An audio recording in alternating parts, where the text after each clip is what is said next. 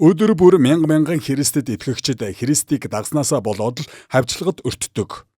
Өдөр бүр сая итгэгчид өмч хөрөнгөө хураалгах аюултай нүр тулсаар л тэдний өдөрдөгчдийг зодож, шоронд хийж, гэр бүл нь хохирч барьцаалагдан алдагдах нь ч бий. Үнэн хэрэгтээ Марк Шинэ гэрээний сайн мэдээний 2 дахь номыг бичиж байхдаа Христ итгэгчдийн хавчлагыг бодож байжээ. Христийн анхны чуулган олон талаараа зовж байлаа. Гэвч итгэгчид зовлонгийнхоо утга учирыг хэрхэн ойлгох ёстой байсан бэ? Есүсийн жишээ тэдэнд зовлон бэрхшээлийн талаар юу зааж чадах вэ? Марк эдгээр асуултад хариулахдаа Есүсийн амьдралын түүхийг ярьсан юм. Ийхүү тэрээр анхны Христэд итгэгчдийн итгэлийг бэхжүүлж тэднийг төвчээртэй байхад урамшуулсан байдаг. Энэ бол бидний сайн мэдээний номууд цувралын 3 дахь хичээл бөгөөд бид үүнийг Маркийн сайн мэдээ гэж нэрлэдэг. Энэ хичээлээр бид Есүсийн сургаалыг орчин үеийн амьдралдаа илүү үр дүнтэй хэрэгжүүлэхийн тулд түүний амьдралын талаарх Маркийн тэмдэглэлийг нэгтлэн харах болно. Маркийн сайн мэдээг судлахдаа бид 3 үндсэн хэсэгт хуваан авч үзнэ. Нэгдүгээрт бид уг номын түүхэн нөхцөлийг харах болно. Хоёрдугаарт бид бүтэц агуулгыг нь судлана. Гуравдугаарт бид гол сэдвүүдийг нь авч үзэх юм. Маркийн сайн мэдээний түүхэн нөхцлөөс эхэлцгээе. Бид Марк номын түүхэн нөхцөлийг судлахдаа бичээж болох Марк түүний анхны хүлээн авагчид болоод бичих болсон үндсэн шалтгааных нь талаар судлах болно. Эхлээд Маркийн сайн мэдээний бичээчийн тухай харцгаая. Бид Маркийн сайн мэдээний бичээчийн талаар 2 хэсэг болгон авч үзэх болно. Эхлээд бид бичээчийнхэн талаарх уламжлалт үзлийг, хоёрдугаарт бид бичээчийн хувийн амьдралын түүхийг судлана. Ингээд бичээчийн талаарх уламжлалт үзлээс эхэлцгээе. Анхны чуулганы уламжлал нь Маркийн сайн мэдээг Иохан Марк бичсэн гэдэгтээ санал нэг байдаг. Бид шинэ гэрээг харахад Иохан Маркийг Барнабын үеэл гэсэн байдаг. Үйлс номд өгүүлснээр тэрээр Паул Барнаб хоёрт анхны илгээлтийн аянд дагалдан явсан. Түүний ээжийн гэр Иерусалимд байсан бөгөөд анхны дагалдагч нар тэнд уулзсан талаар өгүүлдэг. Питер өөрийн нэг загталтаа Иохан Маркийг өөрийн хүү хэмээн дурдсан байдаг. Папиас хэлэхдээ Иохан Марк нь Ромд Петрийг дагалдаж сургаалыг нь үнэн зөв бичсэн гэжээ. Марк нь 2 дахь сайн мэдээг бичсэн гэж хэлсэн анхны Христ итгэгчдийн дунд Папиас байсан юм. Папиас 2 дугаар зууны ихээр амьдарч байсан бөгөөд манай эртний 130 оны үед Бага Азад бишоп байсан. Манай эртний 325 онд бичсэн чуулганы нэрт түүхч EOCB-гээс бид Папиасын үзэл бодлыг мэдэж болно. Чуулганы түүх 3 дугаар цуврал 39 дугаар бүлгийн 15 дугаар хэсэгт EOCB Папиасын хэлсэн үгнээс иш татан ийхүү өгүүлжээ. Энд Марк Петрийн хэлмэрч болж Христийн хэлсэн эсвэл хийсэн зүйлсийн талаар түүний санаж байсан бүх зүйлсийг дараалалаар нь биш боловч үнэн зөв тэмдэглэжээ. Учир нь тэрээр эзний сургаалыг сонсож дагалдагч нь байгаагүй ч дараа нь Петрийг дагалдаж сонсогчдийнхоо хэрэгцээнд нийцүүлсэн түүний сургаалыг эдээшүүлсэн байдаг. Маркийн сайн мэдээ нь Илч Петрийн сургаалаас ихээхэн хамааралтай байсан гэж Папиас өгүүлсэн. Марк Есүсийн үйлчлэлийг нүдээр үзээгүй ч Петрийн Есүсээс сонсож харсан зүйлсийг тэмдэглэжээ. Бидэнд буй хамгийн эртний чуулганы уламжлалууд нь сайн мэдээг бичиж анх бие биедээ дамжуулан уншиж байсан үед хангалттай ойрхон байсан. Тиймээс зарим талаар сайн мэдээлэлтэй байсан гэж би боддог. Үүний хамгийн сайн жишээ нь 2 дугаар зууны ихэнх үед Бага Азийн Хиераполийн бишоп байсан Папиасаас бидний олж мэдсэн зүйлс юм. Папиас томоохон ном бичсэн боловч харамсалтай нь өнөөг хүртэл хадгалагдаж үлдээгүй байдаг. Бидэнд түүний бичсэн зүйлсийн зарим хэсэг л бий. Гэхдээ эдгээрийн дунд сайн мэдээний талаарх түүний зарим санал байдаг. Хамгийн чухал нь Папиас хэлэхдээ Марк нь Петрийн номлолд үндэслэн сайн мэдээгээ бичсэн гэжээ. Тэрээр түүнийг Петрийн хэлмэрч байсан гэж үзсэн. Энэ нь Петрийн армын хэлийг грек эсвэл латин хэл рүү орчуулсан гэсэн үг юм. Мөн тэрээр Маркийг сайн мэдээг Петрийн сургаалд үндэслэн бичсэн гэжээ. Энэ бол сайн мэдээнүүдийн талаарх бидний хамгийн үнэн бөгөөд эртний уламжлал гэж би бодож байна. Үнэн дээр би үүнд эргэлзээд байх ямар ч шалтгаан олж харахгүй байгаа юм. Анхны чуулганы бусад бичээчид ч мөн Марк энэ сайн мэдээг бичсэн гэсэн уламжлалт үзлийг баталдаг. Жишээлбэл манай эртний 170 оны орчимд бичигдсэн 2 дахь сайн мэдээний талаарх Марсионы эсрэг оршил үгс нь Маркийг бичээч гэдгийг шууд нотолдог. Манай эртний 177 онд бичиж байсан чуулганы эцэг Иренаус ч энэ үзлийг баталжээ. Үүнээс гадна энэ номд гарчиг өгсөн эртний грек гар бичвэрүүдэд үүнийг Маркийн хэмээн нэрлсэн байдаг. Марк 2 дахь сайн мэдээг бичсэн гэдгийг нотлох баримтууд анхны чуулганд өргөн тархсан байв. Үнэн хэрэгтээ анхны чуулганд түүний бичээч хэсэг талаар ямар нэгэн чухал маргаан гарсан талаарх баримт бидэнд байхгүй. Хэдийгээр сүүлийн хэдэн зуунд зарим судлаачид энэхүү уламжлалт үзлийг үгүйсэхийг оролдсон авч Марк бичээч болох тухай эртний гэрчлэлийг үгүйсгээгүй байдаг. Мөн сайн мэдээ өөрөө Маркийг бичээч гэсний эсрэг зүйлийг хэлж өгч чадаагүй юм. Эдгээр шалтгааны улмаас орчин үеийн Христ итгэгчид Марк энэ сайн мэдээг бичсэн гэдэгт бүрэн итгэлтэй байдаг. Ингээд бид Марк энэ сайн мэдээг бичсэн гэсэн уламжлалт үзлийг баталгаажууллаа. Тиймээс одоо үүнийг илүү сайн ойлгохын тулд Маркийн хувийн амьдралын түүхийг судалцгаая. Үйлс 12-ын 12-т бичснээр Марк нь Иерусалимд амьдардаг Мария хэмээх эмэгтэй хүү байв. Иерусалим дэх түүний гэрт Петрийг шоронд байхад нь залбирахаар зарим Христ итгэгчид цугларчээ. Тиймээс Петр болон бусад элч нартай харилцах Маркийн харилцаа нь нэлээд эрт эхэлсэн харагддаг. Паул Колосай 4:10 дээр Маркийг Барнабын үеэл байсан гэдгийг дурдсан. Тэрч байтугай Паул Барнаб хоёрын анхны илгээлтийн аялалд нь Марк тусалсан байдаг. Гэвч Үйлс 13-ын 13 дээрээс харвал Марк аяллаа дунд тэднийг орхиж Иерусалим руу буцсан байдаг. Үүний дүнд Паул Маркийг 2 дахь илгээлтийн аянда хамт явхаас татгалцсан юм. Үйлс 15-ын 36-аас 41 дээрээс харвал Паул Барнаб хоёр энэ асуудлаас болж салж явсан байдаг. Тиймээс Барнаб Кипрт үйлчлэхээр Маркийг дагуулan явж, харин Паул Силасыг сонгож Барнабын оронд аяллаа хамтрагчаа болгожээ. Харин Колосай 4:10 дээр Марк хожим Паулын итгэлийг эргүүлэн олж, түүнийг шоронд хоригдож байх үед нь хүртэл хамт байсан тухай өгүүлдэг. Хожим нь Марк Петрийг Ромд үйлчлэх үед нь бас тусалжээ. Чухамдаа тэр Петртэй маш дотн харилцаатай байсан тул миний хүү хэмээн түүнийг дотнчлан дуудсан юм. Энэ талаар 1-р Петр 5:13 дээр өгүүлдэг. Энэ хугацаанд Петр Маркийн сайн мэдээнд тэмдэглэгдсэн Есүсийн дэлхий дээрх үйлчлэлийн ихэнх нарийн ширийн зүйлсийг түүнд заасан байх магадлалтай. Марк эсвэл Йохан Марк нь Библиэд гардаг гайхалтай дүр юм. Тэрээр Библиэд зөөн тохиолдолд хальтхан л дурддагдаад өнгөрсөн байдаг. Түүний ээжийг Мария гэдэг байв. Тэрээр Иерусалимд байшинтай байсныг бид мэднэ. Яагаад гэвэл чуулган заримдаа тэр байшинд цугладаг байв. Тэрээр Илч Паулын илгээлтийн хамтрагчдын нэг Барнабын үеэл байжээ. Тэрээр Паул Барнаб хоёртой анхных нь илгээлтийн аялалд хамт явсан. Чуулганы түүхээс харахад түүнийг мөн л Петртэй ойр дотн харилцаатай байсан гэдэг. Чухамдаа Маркийн сайн мэдээ нь үнэндээ нэг төрлийн Петрийн талаарх дурсамж байсныг чуулганы уламжлал бидэнд хэлдэг.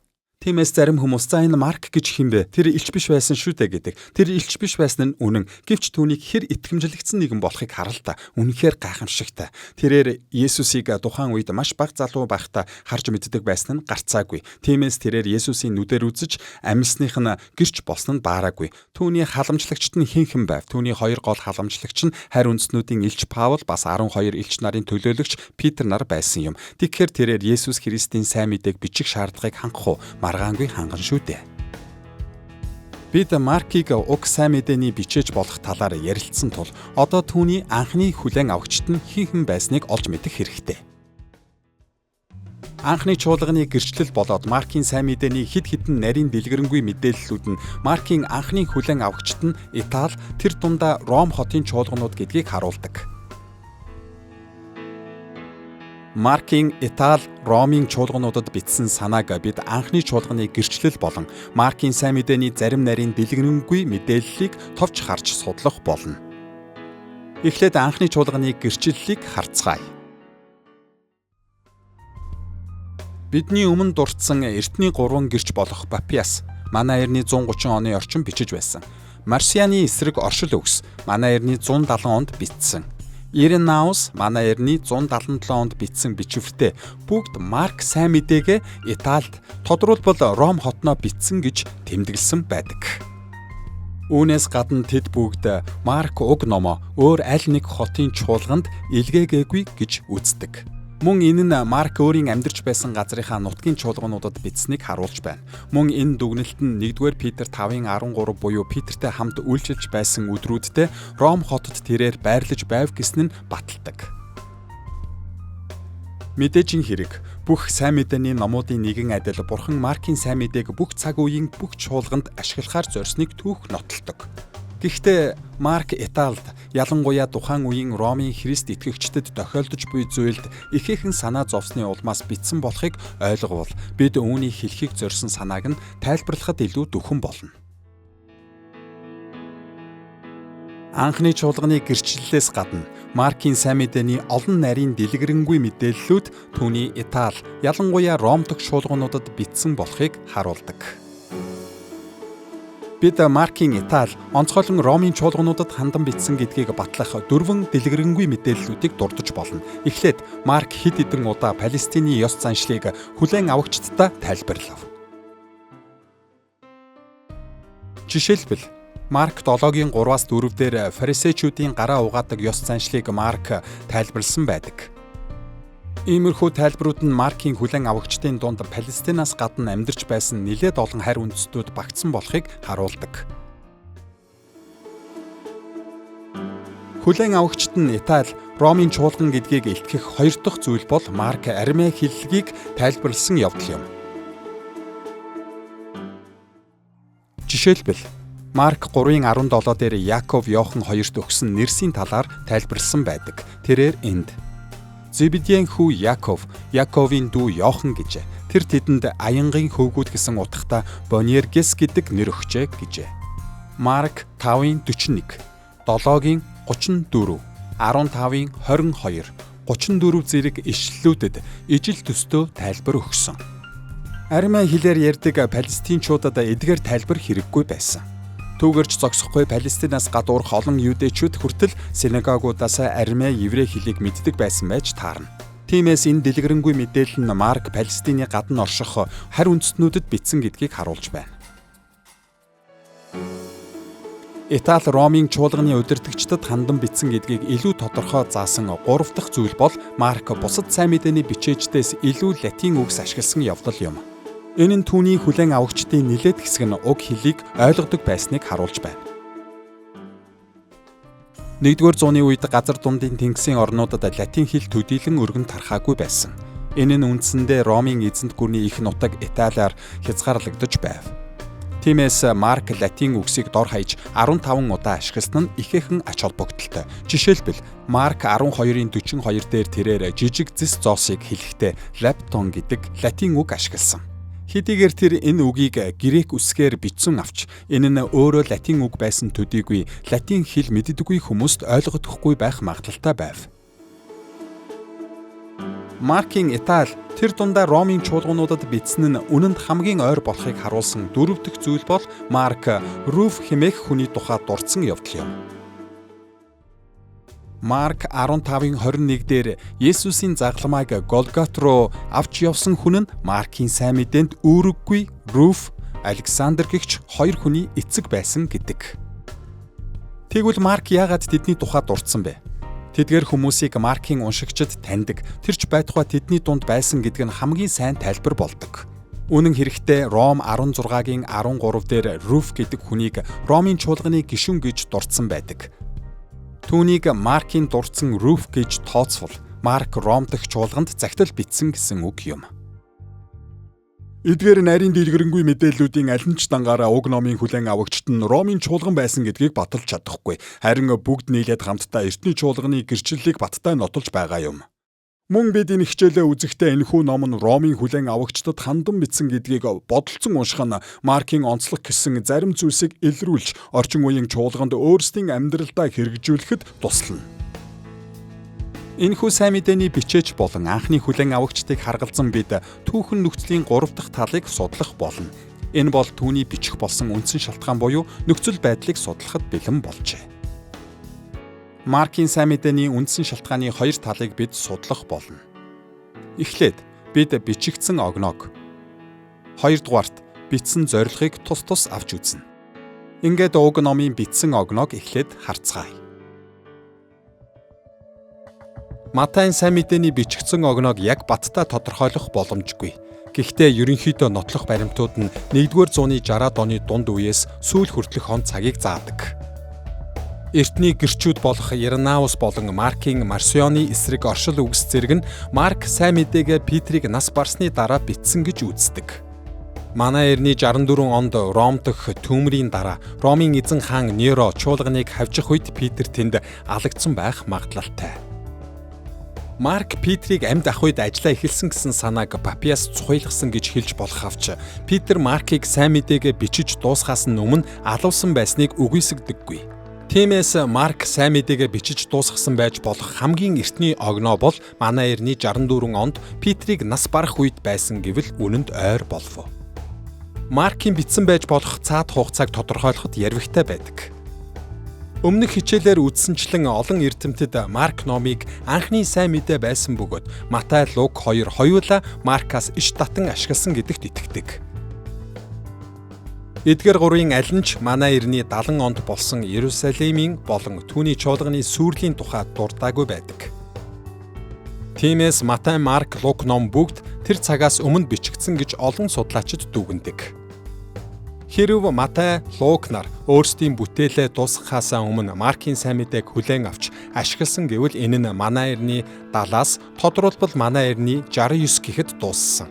Эсвэл магадгүй манай эртний 67 оноос ч эрт дууссан гэх нь зүйтэй.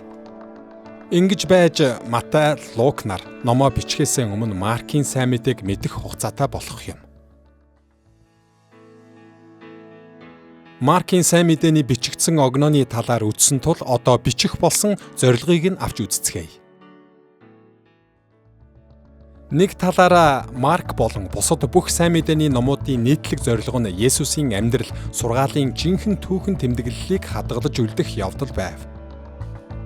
Манай эртний 50 оноос хойш Есүсийн амьдрал үхэл болон амьдлыг нүдээр үзсэн гэрч нар болоод элч нар олноороо үхэж үргэх болов. Тиймээс тэдний гэрчлэл хийгээд баримт нотлохоог хадгалж үлдэх шаардлага улам бүр нэмэгдэв. EOCB болон бусад эртний чуулганы бичээчдийн дурдсанаар Маркийн зорилгын нэг нь Есүсийн үйлчлэлийн талаарх Петрийн баримт мэдээг хадгалах явдал байлаа. Гэхдээ энэ баримт мэдээг хадгалах нь Маркийн цор ганц зорилго биш байсан. Сайн мэдээний бичээж болгоны нэгэн адил Марк уншигчдаа Есүсийн тухай суралцаад л өнгөрөөсөө хэмээн хүссэнгүй. Тэрээр мөн тэднийг Есүсийн амьдралаас өөрсдийн амьдралдаа хэрэгжүүлж болох сургамжийг аваасаа гэж хүссэн. Гэхдээ тэдний амьдрал ямар байсан бэ? Манай эртний 60-аад он бол Ромд буюу Христ итгэгчдийн хувьд үнэхээр хэцүү үе байсан. Хэрв та тухайн үед Юдийн хүн байсан бол Ромын хуулиар хүлээн зөвшөөрөгдөж байсан шашин буюу Religio Licitaгийн нэг хэсэг гэж тооцогдох байсныг санах хэрэгтэй. Тиймээс Ромчууд Юдийн Христ итгэгчдийг за эдгээр чинь бол Юдийн шашны нэг л хэсэг гэж бодоод тэднийг нэг их хавчихгүй. Тэгвэл Ромын эрх баригчид энэ шин шашин нь Юдийн шашнаас арай өөр харь үндэстнүүд Юдэ биш хүмүүсийг багтаасан юм байна шүү дээ гэд бодоод эхэлбэл юу болох бол гэнэтэл энэ нь аюулгүй зөвшөөрөгдсөн шашин байхаа болж Ромын эрх баригчид ундууцах болно шүү дээ. Манай эртний 60-аад оны ихэр Ромд яг л ийм зүйл болж өрнөж эхэлсэн юм. 59 онд Неро баг зэрэг галзуурлын байдалтай байсан. Хаанчлалынхаа эхний 5 жил нэлээд сайн байсан ч 68 онд нас барах хүртлээр улмал тааж тааварлашгүй болж байлаа. Дараа нь Паулыг ойролцоогоор манай эртний 60-аад оны үед Ромд ирж тэр Христийн төлөө өгөхөд бэлэн байгаагаараа энэ шинэ итгэл сүсг нь эзэн хаан Неро болоод бүхий л хүмүүст хамаатай гэдгийг харуулахад хүссэн юм. Үүнийг нь хараад Неро хаан энэ ёстой миний дургүй шашин байна гэж бодсон баг. Тэгэд би ууг нь захирах ёстой юмсан гэтэл энэ Христ итгэгчид Есүс бол эзэн гэж тунхаглаад байна гэж бодсон биз. Тиймээс манай эртний 64 оны 7 дугаар сарын 18-нд Ромд их төмөр гарч Неро буруутгагдах ёстой байсан. Гэвч тэрээр Христ итгэгчид гэх шин шашны бүлэгт бурууга тогсон юм. Энэ талаар сонсоход үнэхээр эмгэнэлтэй санагддаг. Маркийн бичиж байсан гэж таамаглаж буй жилүүдэд Ромын чуулган нь эзэн хаан Нерогийн дор хавчлагад өртөж байсан. Неро манай эртний 54-өөс 68 он хүртэл захирч байжээ. Тэрээр манай эртний 64 онд Ром хотод гал тавьсан хэмээн Христ итгэгчдийг буруутгаж тэднийг аимшигтайгаар шийтгсэн гэдгээрээ алдартай нэгэн юм. Нерогийн засаглалын үед Ром хот чуулганыг хатуу хавчиж байв. Эхэндээ Ром нь бүгд найрамдах улс хэмээн байгуулагдсан. Хожим нь Юли Сезар алагдсны дараа Август айрмаа удирдаж Ром хотыг эзэлж сенатыг татан буулгажээ. Ийхүү Ромын бүгд найрамдах улс нь Ромын эзэнт гүрэн болж Август анхны эзэн хаан нь болжээ. Энэ нь Ромын харгислалын түүхийн эхлэл болон тэмдэглэгдсэн байдаг. Үнэн хэрэгтээ Нерон Христ итгэлийг хавчиж байсан хүмүүсээс хамгийн муу нь байсангүй. Бусад эзэн хаатаж Христ итгэл рүү улам хатуу ширүүнээр товтолж байжээ. Олон Христ итгэгчид загалмайд хадагдж, шатаагдах зэргээр зовж шаналан амь насаа алдсан тухай түүхэн тэмдэглэлд үлдсэн байдаг. Анхны чуулганд өөрсдийн үхлээр Бурхны нэгүсэл зөвхт байдлын гэрч болсон олон алагдсан хүмүүс бий. Энэ үед Ром болон түүний ойролцоох газарт буй Христ итгэгчдийн амьдрал нь олон талаараа хүнд хэцүү байв. Бидний харж байгаагаар Марк сайн мэдээг тэдний нөхцөл байдалд тус дэм болох зорилгоор бичсэн харагддаг. Түүний бичих болсон зорилгыг тайлбарлах олон арга байдаг ч энэ хичээлээр бид тэрээр Ромд хавчигдж буй Христ итгэгчдийг хүчрхжүүлэхийн тулд бичсэн гэдэгт төвлөрөх болно. Маркийн энэхүү сайн мэдээ нь Ромын Христ итгэгчдэд Христийн төлөө зовж бэрхшээл сорилттой тулгарсан ч Есүс ч мөн эдгээр зовлон амссан гэдгийг тодорхой харуулдаг. Есүсийг Ромын шүүх шударга бусаар буруутгасан. Тэрээр Ромын цэргүүдэд зодуулж байсан. Тэгээд тэрээр Ромын загалмаа дээр цовдлогдсон. Гэвч ийхүү зовлон эдэлснээр тэрээр ялалт байгуулжээ. Марк хүлээн авагчдаа Есүсийг үнэнчээр дагвал тэд ч мөн ялан дийлэх болно гэдэгт итгэлтэй байхыг хүссэн. Тийм ээ, тэд зовно. Гэвч тэдний зовлон нь Есүст тохиолдсон шиг сүр жавхланд хүргэх зам байх болно. Ингээд бид уг номын түүхэн нөхцөлийг авч үзлээ. Одоо харин бүтэц агуулгыг харцгаая. Том зургаар нь харвал Маркийн сайн мэдээ нь 5 үндсэн хэсэгт хуваагддаг. 1-р Марк 1-1-13 дахь ишлэлд Есүсийг Месиа хэмээн товч тодорхой тунхагласнаар номоо эхэлдэг. 2-р 1-14-өөс 8-26 дээр Месиагийн хүчийг дүрсэлсэн томоохон хөөрнөл хэсэг байдаг. 3-р 8-27-оос 30 дахь ишлэлд элч нар Месиаг нотолж буй товч тулгуур цөм хэсгийг толилуулж байна. 4-р 8:31-ээс 15:47 дээр хүүрнэлийн өөр нэг том хэсэг болох Месиягийн зовлонгийн тухай өгүүлдэг. 5-р 16-гийн 1-ээс 8 дээр Месиягийн ялалтыг тэмдэглэсэн богино дүгнэлт хэсэг бий. Бид Месиягийн тунхаглалаас эхлээд Маркийн эдгээр хэсэг бүрийг тус бүр гүнзгийрүүлэн авч үзэх болно. Марк 1-1 ишлэлд сайн мэдээ хэрхэн нээгдэж буйг сонсоорой. Бурхны хүү Есүс Христийн сайн мэдээний эхлэл гэжээ. Марк Есүсийг Христ гэж хэлэхдээ Месиа гэдэг еврей үгийн грек орчуулгыг ашигласан. Үүнтэй адилаар Бурхны хүү гэсэн нэр томьёо нь Есүс бол Бурхны Месиа мөн гэдгийг илтгэх бас нэг үг хэллэг байв. Хуучин гэрээ болон орчин үеийн Юудын теологийн хувьд Месиа нь Израилийн хааны хаан ширээг сэргээж уг үндэстнийг дэлхий дээрх Бурхны хаанчлал болгох Давид хааны үр удам байх ёстой байлаа. Энэхүү нээлтийн тунхаглалын дараа Марк 1:2-оос 11 дээр Есүс баптистч Иоханоор баптизм хийлгэсэн тухай товч өгүүлдэг. Есүс баптизм хүртмэгц ариун сүнс түүн дээр буун ирж хайртай хүү нь мөн гэдгийг зарласан Бурхан эцгийн дуу хоолой Тэнгэрээс сонсогдов. Энэхүү Есүс бол урт удаан хүлээсэн Месиа мөн гэдгийг ариун сүнс болон эцэг хоёулаа баталсан юм. Есүсийн үеийн юудэчүүд Месиягийн ирэлтийн талаар юу гэж бодож байсныг бодоход тун сонирхолтой. Үүн дээр тэдний дунд маш олон янзын итгэл үнэмшил байсан. Зарим хүмүүс дахилч Месиа болон хаан Месиа гэсэн хоёр Месиа ирнэ гэдэгт итгэдэг байсныг бид мөксөн тэнгисийн хуйлмал номноос олж хардаг. Гэвч Олонх нь Месиа Давидын хүү байх бөгөөд улс төрийн хувьд инх тайвныг авчрагч Ромчуудыг хөөн зайлуулна хэмээн хүлээдэг байв. Тухайн үеийн шашныхан хэрв Израиль хуулийг сахивал хаанчлал ирэх болно гэж үзэж байсан гэж би боддог. Энэ утгаараа тэд түүнийг аюул занал учруулах нь гэж үзсэн. Учир нь Есүс хуульд дуулууртай байхыг уриалах биш, харин үүнийг зөрчгийг уриалж байгаа мэт харагдаж байсан. Тэгэхээр Есүс тэдний хүлээж байсан улс төрийн бүтэц өөрчлөлтийг авчираагүй. Хуулийн хувьд ч бас тэдний сансан зүйлийг хийсэнгүй. Тэгээд тэр тэднийг ичээсэн гэж би боддог. Эцсийн эцэст тэд Есүсийг дэд хууль 13 дугаар бүлэгт бичигдсэнтэй адил тэмдэг юр бусын зүйл гайхамшгүүдийг үйлдсэн боловч үнэн хэрэгтээ худал иш үзүүлэгч байсан хэмээн үзэж цаазаар авах ёстой гэсэн юм.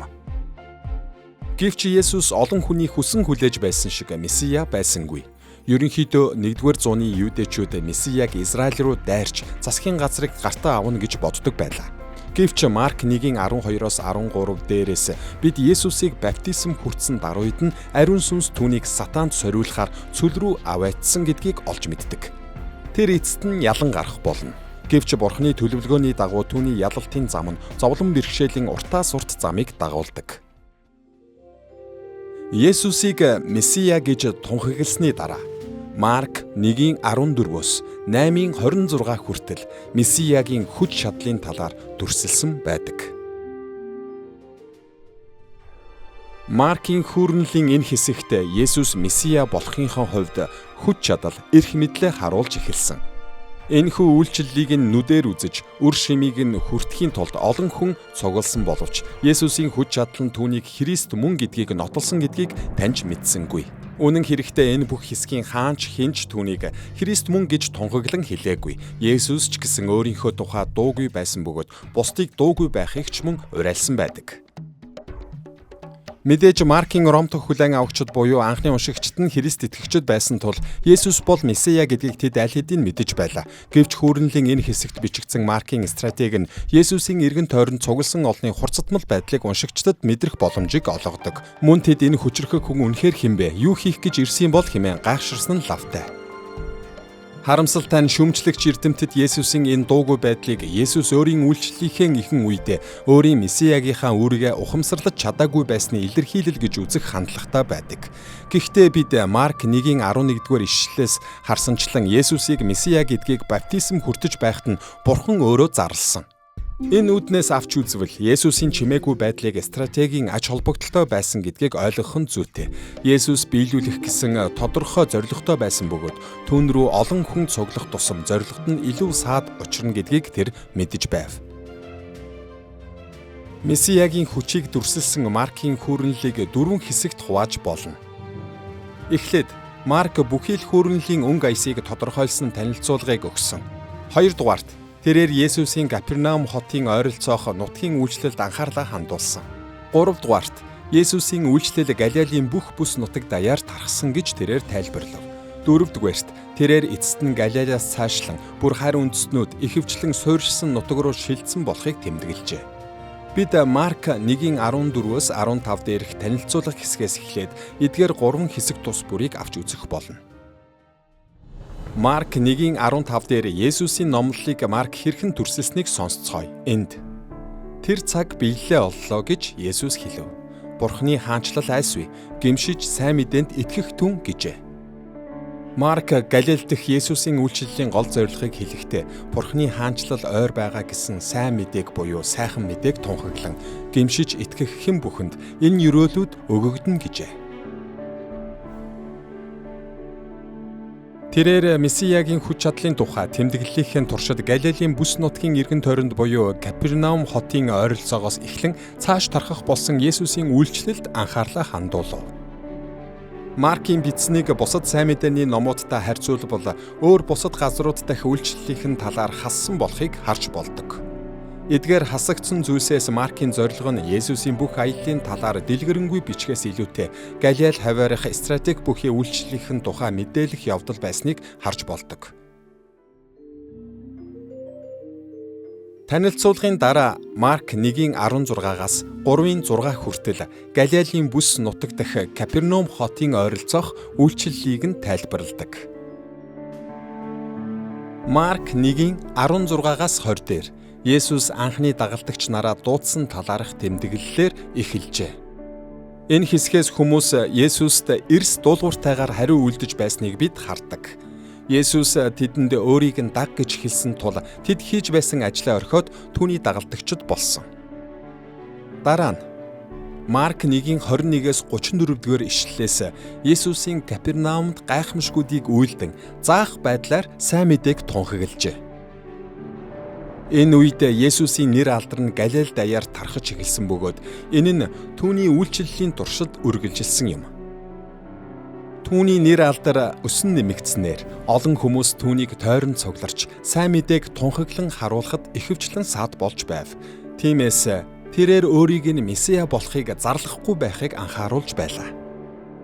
Дараа нь Есүс Капернаумаас гарч зэрэгэлдэх тосготод зааж гайхамшгүүдийг үйлдэж эхэлсэн нь Марк 1:35-аас 45 дээр гардаг. Есүс сургаал болон гайхамшгуудаараа дамжуулан сайн мэдээгээ дэлгэрүүлэхийн тулд хөрш зэрэгэлдэх тосготоор явж байлаа. Гэвч тэр өөрийг нь чөлөөтэй үйлчлэхэд саад болж байсан Капернаум дахь олон түмнээс цухтахын тулд ийхүү анхааруулж байв.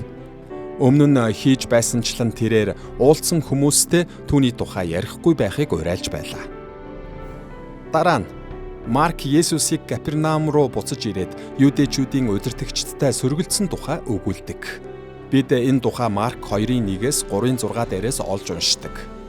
Маркийн сайн мэдээний энэ хэсэгт нүглийг уучлах Есүсийн эрх мэдэл, нүгэлтнүүдэд үйлчилж буйгаа зөвтгсөн зөвтгөл хийгээд амралтын өдрийн талаарх сургаал зэргийн талаар бий. Мөн энд түүний үсэн нэмэгдэж буй алдар хүндийн бас нэг үр дагаврыг харуулдаг. Есүсийг гүтгэгчдийн тоо олширч түүнийг улам хүчтэй эсэргүүцэж эхлэв. Чухамдаа энэ хэсэг Есүсийн үхлийг зөгнснөөр дуусдаг. Марк 3:6 дээр Есүсийг эсэргүүцэгчид маш их ууралсан тул тэдний олонх нь түүнийг алхаар хувилдаж эхэлсэн тухай өгүүлдэг. Есүсийн ярьсан сургаал үйлдсэн гайхамшгуудаас нь болж хүмүүс түүнийг хүлээн аваагүй.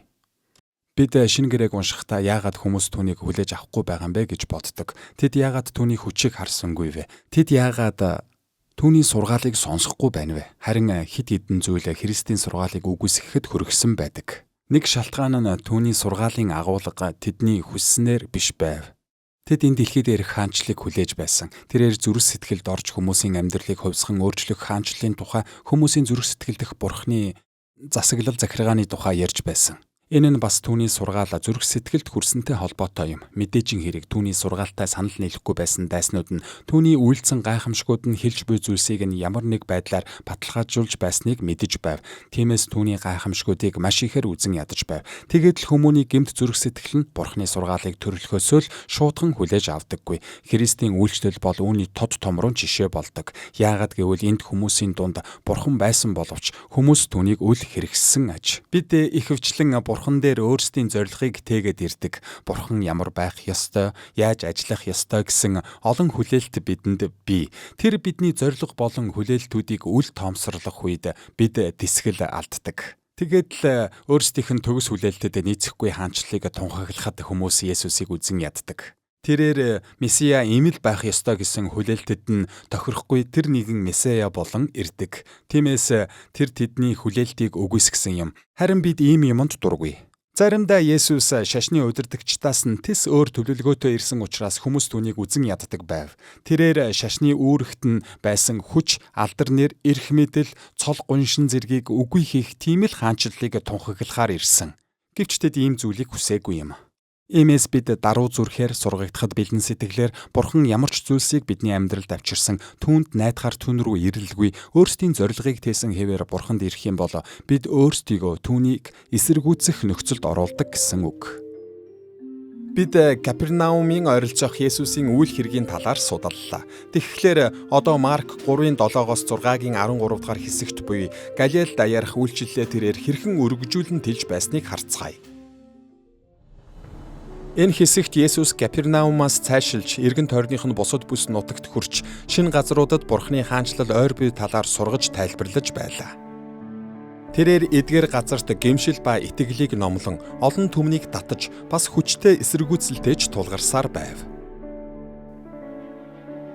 Уг хэсэг нь Марк 3:7-оос 12 дээрх Есүс олны дундаас холдон явж байгаагаар эхэлдэг. Энд Есүс олонний анхаарлыг татахгүй байхыг оролдсон боловч алдар нэр нь хаа сайгүй тархаж байсныг онцолсноор бүх хэсгийн өнгө аясыг тодорхойлдог. Үүний үр дүнд түүний эргэн тойронд цугласан олон хүн түүнийг үйлчлэхэд хэцүү болгож байлаа. Энэ бэрхшээл нь Есүс Галилийн бусад нутагт үйлчлэлээ өргөжүүлсний нэг шалтгаан болсон гэж харагддаг. Энэхүү хүүрнэлийн дараагийн хэсэгт Есүс дагалдагчдынхаа 12-ыг онцгой дагалдагч нар болгон томилсон тухай өгүүлдэг болохыг бид Марк 3-ын 13-аас 19 дээрээс уншдаг. Сайн мэдээг номлож, гайхамшигыг үйлдэхэд нь өөрт нь туслана гэж Есүс эдгээр 12 дагалдагчдыг сонгосон. Гэвч Марк эдгээр дагалдагч нарын нэг нь эцэстээ түүнээс урвах болно гэдгийг уншигчдаа мөн сануулсан. Есүсийн эсрэгүүцэл нь зөвхөн түүний дайснууд төдийгүй хамгийн ойр дотны дагалдагчдаас нь ч эрх аж. Үүний дараа Марк хуулийн багш нар болон өөрийнх нь гэр бүлийн зүгээс Есүст ирсэн эсрэгүүцлийн талаар дурддаг. Энэ тухай бид Марк 3-ын 20-35 дугаар ишлэлээс харж болно.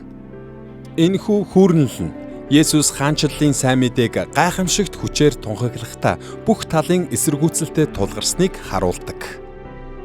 Хуулийн багш нар түүнийг Месиа гэж хүлээн авахын оронд чөтгөрт эзэмдүүлсэн гэж итгэн гэр бүлийнхэн нь түүнийг ухаан санаагаа алджээ гэж үздсэн байв. Үүний дараа Есүс Бурхны хаанчлалын тухай сургаалт зөвлөлөөр дамжуулан сайн мэдээг тунхагласан нь Марк 4-1-ээс 34 дээр бий. Есүс үл итгэгчдэд ихэвчлэн сургаалт зөвлөлөөр заадаг байв. Тэрээр итгэгч хүмүүст Бурхны хаанчлалыг илчлэхийн тулд харин итгэдэггүй хүмүүсээс нуухын тулд ийхүү заажээ. Марк 4-ийн 11-ээс 12 дээр тэрээр шав нартаа энэ талаар хэлэхдээ Бурхны хаанчлалын нууц та нарт өгөгдсөн. Харин гадна байгстад бүх юмс сургаалт зөвлөлөөр ирдэг. Тийм болохоор тэд харан харавч, эс ухаарч, сонсон сонсовч үл ойлгоно. Ингэснээр тэд эс эргэж үл уучлагдан гэжээ. Харамсалтай нь заримдаа Есүсийн сургаалт зөвлөлүүд дагалдагч нарыг нь төөрөгдүүлдэг байв. Гэвч ийм зүйл тохиолдоход Есүс тэдэнд маш тодорхой ойлгуулахын тулд утгыг нь хувьчлан тайлбарласан юм. Маркийн хүүрнэлийн энэ хэсгийн сургаалт зөвлөлүүдийн гол санаа нь сайн мэдээг түгээснээр удаан хугацааны туршид баг багаар өсөх хаанчлалын үйл явцын дараа л Бурхан хаанчлалаа бүрэн төгс авчрах болно гэсэн нь юм. Есүс Бурхны хаанчлалыг дэлхий дээр авчирсан. Гэхдээ тэр үүнийг дагалдагчдаас өөртөө нь адил зовлон эсэргүүцэлтэй тулгарах шаардлагатай болдог урт удаан хугацаанд хийж байсан. Есүсийн сургаалт зөвлөлүүдийн талаарх Маркийн тэмдэглэлийн араас нь хүч чадлын талаарх хэд хэдэн илэрхийллүүд Марк 4:35-аас 5:43 дээр гардаг. Энд Есүс цаг агаарыг удирдах, чөтгөрүүдийг зайлуулж, өвчнийг эдгэж, үхэгсдийг амьлуулсан гэжээ. Эдгээр түүх бүрд хүмүүс аюултай нүур тулгарч, айн зочирдсон байдалтай байжээ. Гэвч Есүс тэднийг гайхамшигаар аварсны дараа тэдний айдас улам бүр нэмэгдэв. Яагад гэвэл тэд энэ хүчрхэг хүн хэн болохыг ухаараагүй юм. Заримдаа Есүсийн дагалдагчид түүнийг сэтгэл хөдлөмж зүйлсийг хийж, гайхамшгуудыг үйлдэж байхыг нь хараад айн имэж байсан болохыг сайн мэдээнд өгүүлдэг. Бурхан ажиллаа хийж байх үед тэд айдаст автсан. Жишээлбэл Марк 4-р бүлэгт дагалдагч нар далайн хүчтэй шуурганд өртсөн байдаг. Далай давалгаалж зав живэх гэж байхад нь Есүс дэр дэрлээд унтж байлаа. Тиймээс тэд Есүс завийг аврахт нь туслана гэж найдаад түүнийг сэрэн "Багшаа, бидний живж байгаа нь танд хамаагүй гэж үү?" хэмээн асуув. Тэгээд Есүс босож салхи давалгаанд хандан чимээгүй байхыг тушаав. Тэгээд тэд аврагдсан. Хэдий тэд шуурганаас их айж байсан ч одоо тэд илүү их айдаст автсан болохыг Марк тэмдэглэжээ. Тэгэхлээр тэд яагаад айсан юм бэ? Шуурга байхгүй болж давалгаа намдчихсан шүү дээ. Салхи давалгааг намдааж чадах цорын ганц нэгэн бол эдгээрийг бүтээсэн бүтээгч Бурхан өөрөө гэдгийг тэд мэддэг учраас айсан хэрэг. Салхи давалгааг намдаачхад байгаа Бурхантай хамт нэг завин дотор байгаагаа тэд ойлгов. Энэ л тэднийг айдаст автуулсан. Тэд энэ нь жухам ямар төрлийн Бурхан болохыг хараахан мэдэхгүй байсан гэж бодож байна. Тэд гайхаж зочирдсон бөгөөд Есүсийн зан чанарыг мэдэхгүй байсан юм. Эдгээр хүч чадлын илэрлүүдийн дараа Марк 6-гийн 1-6 дээр Есүс төрлөх Назар хоттой эсэргүүцэлтэй тулгарсан талаар өгүүлдэг. Энэ хүүрнэл нь Есүсийн үйлчлэлийн энэ үед олон хүн түүнийг эрс эсэргүүцэж байсныг дахин онцолж байна. Түүний сайн мэдээ хүч чадлаар тархаж, дагсан олон түмэн олширч байсан ч төрлөх хотынх нь хүмүүс түүнээс болон сайн мэдээнээс нь татгалзав. Эцэст нь Марк 6-гийн 7-оос 13 дээр 12 дагалдагчтай илгээснээр Галил нутагт хийсэн Есүсийн үйлчлэлийн тэмдэглэл төгсдөг. Есүс 12 дагалдагч нараа хаанчлалын сайн мэдээг тунхаглаж, Палестины нутаг даяар гайхамшгуудыг үйлдүүлэхээр илгээв. Гэвч Есүс дагалдагч нар нь гимшил ба итгэлийн сайн мэдээг түгээх үед хүмүүс өөрт нь хэрхэн хандсны адил тэдэнд ч мөн тийхүү хандна гэдгийг тодорхой хэлжээ.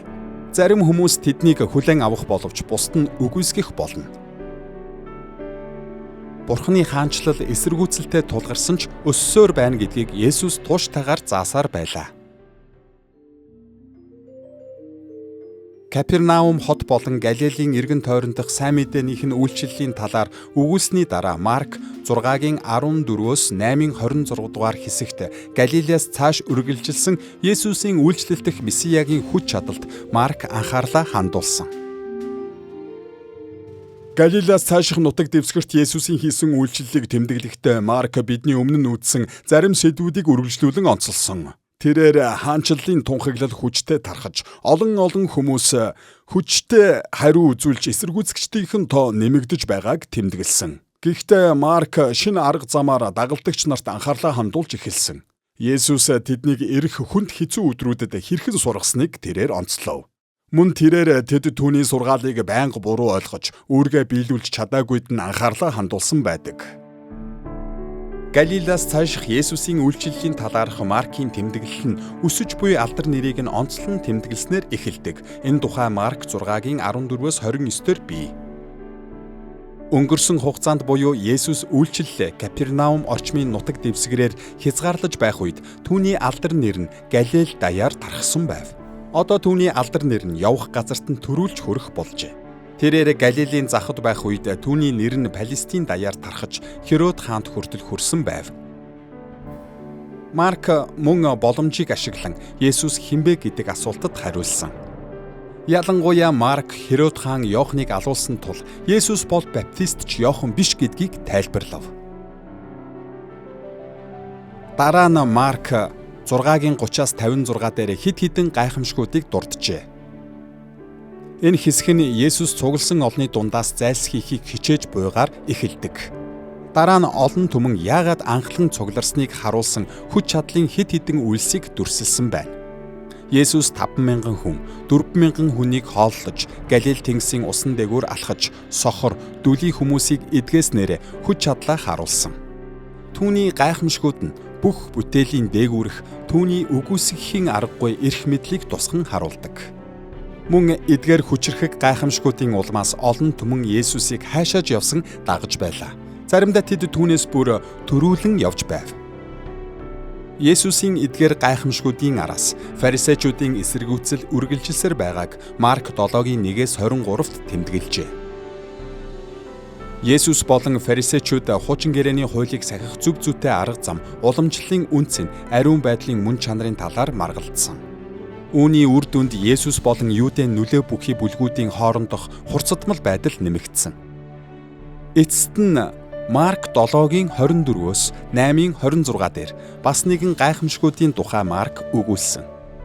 Энэ хэсэг нь Есүсийн олон хүнээс зайлсхийх, тэрч байтугай тэднийг цуглуулах хүсэлгүй байгаа талаарх тэмдэглэлээр эхэлж бас төгссөн байдаг. Энд Есүс юудэчүүд болон харь үндэстнүүдийн дунд олон гайхамшигыг үйлдсэн талаар өгүүлдэг. Мөн зарим харь үндэстнүүд түүнд итгэж байсан тухайч дурдсан байдаг. Марк эдгээр гайхамшгуудын дундуур Есүсийн дагалдагч нарын алдаа дутагдалд онцгой анхаарал хандуулсан. Түүний үйлчлэлийн ихэнх үед дагалдагч нар нь тариачны сургаалт зөвлөлийг ойлгоогүй байсныг Марк 4:13 дээрээс бид харна. Энэ үед тэд түүний зарим сургаалыг ойлгох чадваргүй хэвээр байв. Тиймээс Есүс тэдэнтэй шууд хатуу харилцсан. Энэ талаар Марк 8:14-өөс 17 дээр юу гэснийг хамтдаа харцгаая. Энд тэд талах авчирхаа мартсан бөгөөд завинд нь ганц л талах байлаа. Есүс шав нартаа зааварлан сэрэмжлэгтэн фарисеучуудын бас Херодийн хөрөнгөнөөс болгоомжл гэв.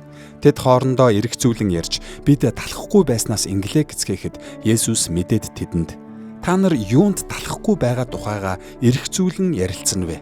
Та нар одоо болтол ойлгохгүй, ухаарахгүй байна уу гэжээ. Есүс сүнслэг завхарлын тухай ярьж байсан боловч дагалдагч нар нь ходоодоо дүүргэх талхны тухай ярьж байна гэж бодсон.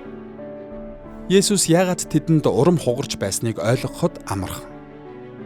Месиягийн хүч чадлын талаарх Маркийн тэмдэглэлийн туршид гайхамшгүйд болон сургаал нь Есүсийг үнэхээр Христ мөн гэдгийг баталсан байдаг.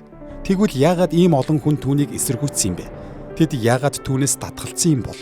Дагалдагч нар нь хүртэл яагаад түүнийг ойлгож дагахад ийм бэрхшээлтэй байсан юм бэ? Энэ нь Есүс хүмүүсийн хүссэн таамаглаж байсантай адил Месия биш байсантай холбоотой юм. Тэрээр тэдний хүсэн хүлээж байсанчлан улс төрийн эрх мэдлийг олж авахын оронд сайн мэдээг тунхаглаж бусдын хэрэгцээнд үйлчлэхийн тулд эрх мэдлээ ашиглаж байв. 1-р зууны үеийн баримтуудыг харвал юудэчүүд нь ромчуудыг ялж хөөн гаргаад Иерусалимыг төвөө болгосон Бурхны хаанчлалыг байгуулах онцгойлон улс төр цэргийг удирдагч Месияг хайж байсныг харуулдаг. Тэгэхээр энэ талаараа тэд их үнцэрхэг үзэлтэй байв. Есүс тэрхүү үнцэрхэг үзлийг нь гүйцэлдүүлэх шинжгүй байлаа. Харин оронд нь тэрээр хав илүү том алсын хараатай байсан юм. Энэ нь ромчуудын тухай биш байсан. Энэ нь үнэндээ бүтээлийн тухай байсан юм. Бүтээл нь нүглээс болж унсан тул Есүс үүнийг эргүүлж газар дээрх Бурхны хаанчлалыг дахин байгуулахаар ирсэн юм. Энэхүү хаанчлал гэдэг нь нүглийг, сатаныг мөн үхлийг ялсан гэсэн утгатай. Тиймээс Есүс зөвхөн улс төрийн ялалт, зөвхөн цэрэг армийн ялалтаас илүү агуу зүйлийг харж байсан юм. Юудэчүүд хаанчлалыг Израиль цэргийнх нэгнийг 500-600 жил хүлээсээр ирсэн. Тэдэнд хаан байсангүй. Тэдэнд өөрсдийн тусгаар тогтнолч байсангүй. Тиймээс 1-р зууны Палестинд Есүс хаанчлалаа тунхаглаж өөрийгөө Месия гэх нь маш их хурцдмал байдлыг үүсгэсэн. Тэд түүний хэлж буй зүйлсэд маш нухацтай хандаж байсан юм. Тэд юу хүлээж байсан юм бэ? Ямар тач тэд сүмийг сэргээх хэн нэгнийг хүлээж байлаа. Тэд харин шашинтай агуу Херод хааны сэргээн барьсан сүм нь Бурхны сүм мөн эсэгт эргэлзэж байжээ. Гэвч үүнээс илүүтэйгээр тэд Бурхан Израилийг зольж хуучин гэрээнд амласан амлалтаа биелүүлэхийг нь хүсэн хүлээж байв. Бурхан амлалтаа хаанд биелүүлэх юм бол? Тэгэхээр энэ л тэдний хүсэж байсан зүйл байж, үүгээрээ тэд өөрсдийгөө Ромын эзлэн түрмгийлэлд ор байгаа юм чинь. Хэрв Бурхан амлалтаа биелүүлэх юм бол биднийг ромчуудын дарлалаас ангижруулах нь гарцаагүй хэмээн бодож л дээ. Тэд улс төрийн тусгаар тогтнолыг хүлээж байсан биз. Тэгвэл шинэ гэрээнд Есүсийг Месия буюу сүмийг сэргээх нэгэн гэдэг. Үнэн дээр тэрээр өөрөө жинхэнэ сүм байх аж. Түүнчлэн тэрээр хаанчлалыг авчрах нэгэн мөн боловч үнэн дээр улс төрийн хувьд бие даасан Юудын хаанчлалыг авчрах тухай байгаагүй юм. Үнэн дээр энэ нь хаан болох Есүс Христ бол бүх дэлхийн эзэн гэсэн мэдээ байх болно. Тэгэхээр энэ нь бидний хүлээж байснаас арай өөр байсан боловч амласан зүйлээ бүрэн дүүрэн биелүүлсэн хэрэг байлаа. Есүс Месия байсан талаар 12 дагалдагчдын мэдэрч байсныг Маркийн анхны уншигчид ч мэдэрч байсан байх. Ром дахь чуулган нь Христ итгэлийг сайнаар хүлээн авч байсан тэр үед таригдсан. Мөн анхны чуулганы ихэнх хүмүүсийн адил тэд Есүсийг дэлхий дээрх хаанчлалаа бүрэн дуусгахын тулд харьцангуй хурдан эргэж ирнэ гэж найдсан байх. Харин оронд нь улиран одож буй он жилүүд нь Неро хааны доорх аимшигтай зовлон авчлагыг авчирсан. Тиймээс Есүс дагалдагчдынхаа хүлээсэн зүйлсийг үргэлж хийдэггүй боловч үргэлжид хүчрхэг Месия хэвээр байх болно гэдгийг Марк тодорхой өгүүлсэн. Тэр бол хүчрхэг Месия учраас цаг нь болохоор амлсан ёсоор хаанчлалаа ялалтын бүрэн дүүрэн байдлаар гүйцээх болно гэдэгт итгэгчд нь найдах боломжтой. Гэвч энэ үеийг хүртэл тэрээр эзэн хэвээр байх бөгөөд бидэнд тулгарсан ямар ч бэрхшээл донд биднийг тэтгэж чадна. Месиягийн хүч чадлыг дүрсэлсэн Маркийн урт хүүрнэлийн дараа бид түүний сайн мэдээний 3 дахь гол хэсэг болох элч нар Месияг хэрхэн баталсан талаар авч үзнэ. Энэ тухай 8:27-оос 30-д өгүүлдэг. Энэ бол Есүс Сесар Филиппийн тосгод руу явах замд дагалдагчдаа өөрийг нь Христ мөн хэмээн хүлээн зөвшөөрч буй талаар өгүүлдэг алдартай хэсэг юм. Үүнийг Маркийн сайн мэдээний үндсэн гол хэсэг гэдэгтээ Марк номыг судалдаг бараг бүх эрдэмтэд санал нийлдэг. Сайн мэдээний эхний ишлэлд Марк Бурхны хүү Есүс Христийн сайн мэдээний эхлэл гэж бичжээ. Есүс бол Христ буюу Месиа байсан. Гэвч тэр ишлэлээс хойш Христ гэдэг үг Маркийн сайн мэдээний хаанч гараагүй. Марк Есүсийг Христ гэж энэ хүртэл хэлээгүй. Дагалдагч нар нь түүнийг Христ гэж дуудсан. Эсвэл түүнийг харсан хүмүүс түүнийг Христ гэж таамаглаж байсан эсэх. Тэр байтугай чөтгөрүүд Христ гэсэн нэр томьёог ашигласан талаар тэрээр дурдаагүй. Үнэн дээр Есүсийг тодорхойлох гэж оролцсон хэн бүр буруу бодож байжээ. Тэд түүнийг энгийн нэг гайхамшиг үйлдэгч, эсвэл иш үзүүлэгч, эсвэл баптист Иохан, эсвэл галзуу солиотой нэгэн Белзебүлд эзэмдүүлсэн хүн гих зэргээр бодсон. Гэвч яг энэ мөчид Есүс дагалдагч нарыгаа өөрийг нь хэн болохыг хүлээн зөвшөөрөх цаг нь болсон гэж шийджээ. Марк 8:27-оос 29 дээрх тэдний яриаг сонсцгоё. Энд Есүс шав нараасаа "Хүмүүс намайг хэн гэж ярьж байна вэ?" гэж асуухад тэд түнд баптист Иохан гэдэг, зарим нь Илия гэхэд, зарим нь иш үзүүлэгчдийн нэг гэдэг гэв. Есүс цааш нь тэднээс "Харин та нар намайг хэн гэж хэлэх вэ?" гэхэд Питер "Та бол Христ гэж хэллээ" гэсэн байна. 8 бүлгийн туршид үргэлжилсэн нотлох баримтын дараа элч нар эцэст нь Есүс бол Бурхны хаанчлалыг авчирсан Христ Месиа мөн гэдэг итгэлээ баталжээ. Элч нар Месияг ийхүү баталсны дараа Маркийн сайн мэдээний 4 дахь гол хэсэг буюу Месиягийн зовлонгийн тухай өгүүлсэн байдаг. Энэ хэсэг 8:31-ээс 15:47 хүртэл үргэлжилнэ. Сайн мэдээнийхээ эхний хагаст Марк Есүсийн хүчрхэг үйлчлэл нь түүнийг хэрхэн Христ мөн гэдгийг яруу тодор баталж буйг харуулахыг зоржээ.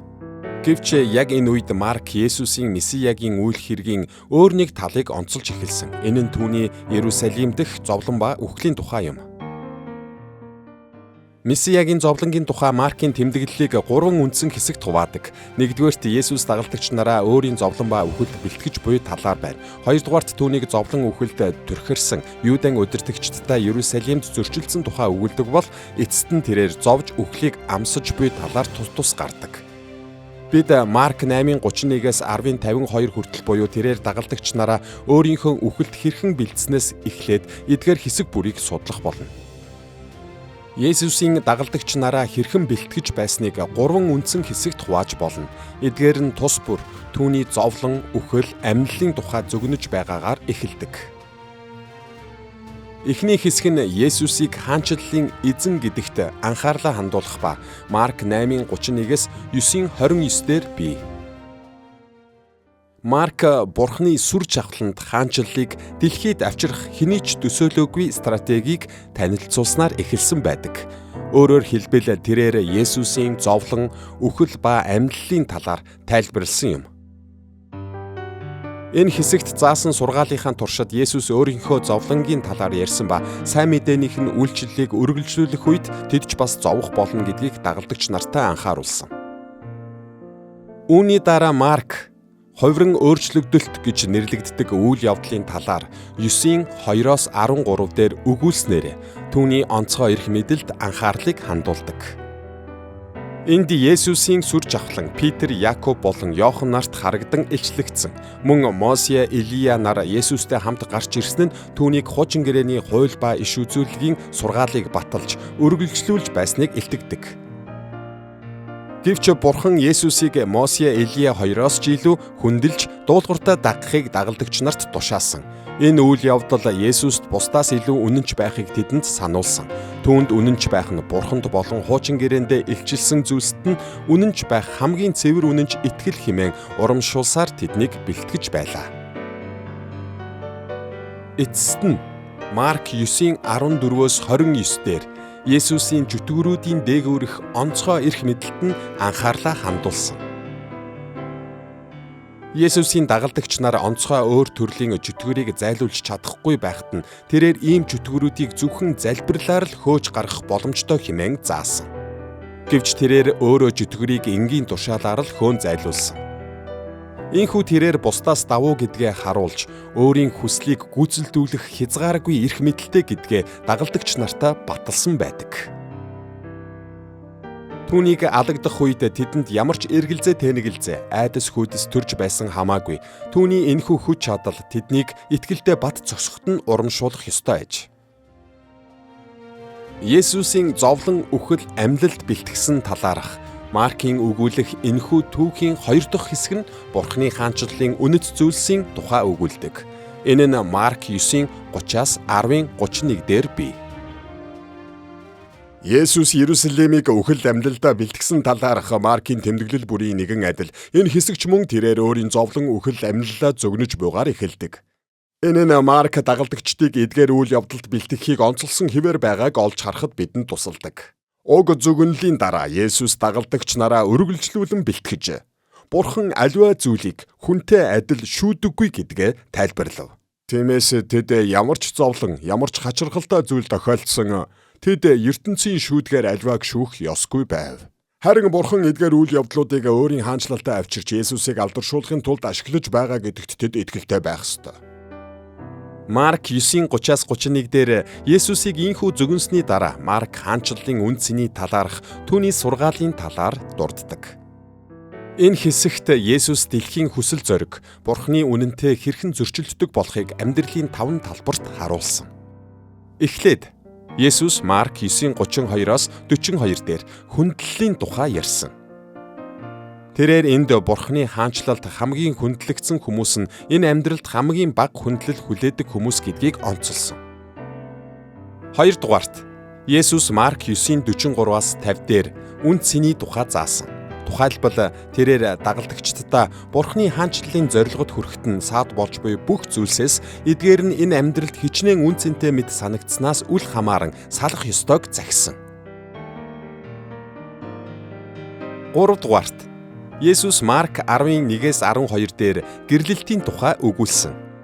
Тэрээр хүмүүний хууль илүү шударга мэт санагдаж байсан ч гэрлэлт ба салалтыг эцсийн эцэст хүний хуулиар бус Бурхны хуулийн дагуу тооцох ёстой гэж үзсэн. Дөрөвдүгээрт Есүс Марк 10:13-аас 16 дээр хүүхдүүдийн тухай дахин ярьсан байдаг. Есүс өмнө нь хэлсэн авч дагалдагч нар нь хүүхдүүдийг өөрт нь ойртуулахгүй хэвээр л байв. Хайрууд нь Есүс тэдэнд Бурхны хаанчлал аль хэдийн тэдгээр хүүхдүүдийнх тул тэд хүүхдүүдийг үл тоомсорсноор Бурхныг эсэргүүцэж байгаа гэдгийг нь сануулсан. 5 дугаарт Есүс Марк 10:17-оос 31 дээр баялагын тухай сургасан. Энд бидний сайн мэдих залуу баян захирагчийн тухай түүхийг өгүүлдэг. Есүс түүний мөнгөнд найддаг байдал нь Бурхны хаанчлалын үнэт зүйлсийг хүлээн авахт нь саад болж буйг ойлгуулахад тэрээр ихэд зочирдон хямарсан байдаг. Есүс сургаалын эдгээр хэсэг бүрд Бурхны хаанчлалын үн цэнийг тайлбарлсан. Ингэснээр дагалдагч нар нь түүний зовлонт өхлийг болоод түүний дагалдагчид болохынхоо хувьд зовлонг дэвчиж хүлээн авахдаа илүү сайн бэлтгэгдсэн байх болно. Есүсийн Иерусалим дахь бэлтгэлийн талаарх түүхийн 3 дахь хэсэг нь Бурхны хаанчлал дахь удирдлагын тухай өгүүлдэг. Энэ нь Марк 10:32-оос 52 дээр гардаг. Есүс Марк 10:32-оос 34-т зовлон, үхэл, амьдлаа зөгнөсний дараа хаанчлал дахь удирдлагын асуудлыг 3 хэсэгт хуваажээ. 1-р тэрээр Марк 10:35-аас 40-р ишлэлд Яаков, Иохан хоёр өөрийнх нь зовлонг хуваалцах ёстой гэж хэлсэн. Тэд нэг аягнаас ууж, нэг ижил баптизм хүртэн гэв. Эдгээр зүрлэл нь Есүсийн дагалдагчид түүнд үйлчилснийхээ улмаас түүний зовлонгч хуваалцах болно гэсэн утгыг агуулдаг. 2-р Марк 10:40-с 45 дээр Есүс хаанчлалын удирдлагыг үйлчлэл юм гэдгийг тайлбарлсан байдаг. Тэрээр өмнө нь хаанчлалын үнэт зүйлсийн талаар ярихдаа энэ санааг 2 удаа дурдсан байдаг. Харин тэрээр энд цаад учир шалтгааныхын талаар анх удаа тайлбарлсан юм. Энэ нь Христ итгэлд удирдагчид нь нүглийн төлөө зовлон амсаж, үхсэн зарцын үүргийг гүйцэлдүүлсэн Христийн үлгэр жишээг дагдаг тул зарц байх ёстой аж. 3-р Есүс сохор Бартимайд инэрэл үзүүлснээр зарц удирдагчдын жишээг харуулсан. Зарц удирдагчид зөвхөн хаанчлалд илүү их шагнал авахыг хүссэндээ бус, харин үйлчилж буй хүмүүсээ үнэхээр инэрэн хайрладаг учраас золиос гаргах ёстой. Есүс Христ итгэлд удирдагчдыг бусдаас өөр байж хүмүүсийнхээ үйлчлэгч зарц байхыг уриалсан. Энэ гайхамшигтай үнний талаар Маркийн сайн мэдээний 10:45 дээр өгүүлдэг. Энд Есүс өөрийн жинхэнэ дагалдагчийн байх ёстой удирдагчийн хэв загварыг эргэн тойрны Грек-Ромын соёлоос ялган харуулдаг. Маркийн үеийн удирдлагын зөнхлөх ойлголт бол ромчуудын хүмүүст хүч, ноёрхлоо харуулах явдал байсан. Есүс би үйлчлүүлэхийн тулд бус харин үйлчлэхийн тулд мөн олонний төлөө өөрийн амиа золиос болгон өгөхийн тулд ирсэн гэж хэлсэн. Тиймээс Есүс дагалдагчдаа Маркийн үед их түгээмэл байсан Ромын ноёрхлын загварыг дагалгүй үйлчлэгч шиг удирдах өөрийнх нь удирдлагын хэв загварыг дагахыг асууж тушааж байлаа. Есүс Бурхны хаанчлал дахь удирдлагыг дэлхийн удирдлагын хэв маягт нийцэх боломжгүй гэж хэлсэн. Оронд нь түүний өөрийнх нь зовлонгийн үлгэр жишээг дагах хэрэгтэй байх нь. Энэ нь зарим талаараа Ром дахь Маркийн уншигчдын урмыг хугалсан мэдээ байсан байх. Тэдний зовлон нь байхал зүйл биш бөгөөд удахгүй дуусна гэж тайвшруулахын оронд уг зовлон нь Христийг дагдаг хүмүүсийн нийтлэг жишг мөн гэдгийг Марк батлан өгүүлсэн. Гэхдээ үүнтэй зэрэгцэн энэ мэдээ нь бас урам зориг өгөх ёстой байлаа. Чуулганы зовлон бол Христийн ялалтын төлөвлөгөөний нэгэн хэсэг юм. Паул Ром 8:18 дээр энэ тухай өгүүлдэг. Тэрээр энэ цагийн зовлонгууд бидэнд илчлэгдэх тэрхүү алдрын дэргэд юу ч биш гэж би боддог гэжээ. Марк Есүс дагалдагч нараа хэрхэн бэлтгэсэн талаар бичсний дараа 11:1-ээс 13:37 дээр Есүс ба Юудын удирдагчдын хоорондын зөрчлийн тухай дурдав. Зөрчилдөөний тухай Маркийн тэмдэглэлийг үндсэн хоёр хэсэгт хуваадаг. Нэгдүгээрт 11:1-ээс 12:44-т гарсан эсэргүүцлийн талаарх хүүрнэлүүд. Хоёрдугаарт 13:1-ээс 37 дээрх чидүүн уулын яриа юм. Марк сайн мэдээнийхээ энэ хэсэгт Есүс Юудын удирдагчдад хэрхэн зөвийг үлдэхийг тулган шаардсан тухай тэмдэглэжээ. Маркийн сайн мэдээний эхний хэсэгт Есүс Юудын удирдагчдтай зөрчилдөх гээгүй байдаг. Тэрээр инэрлийн үйлчлэлийг нь эсэргүүцэж байсан хүмүүстэй л голдуу нүур тулж байсан.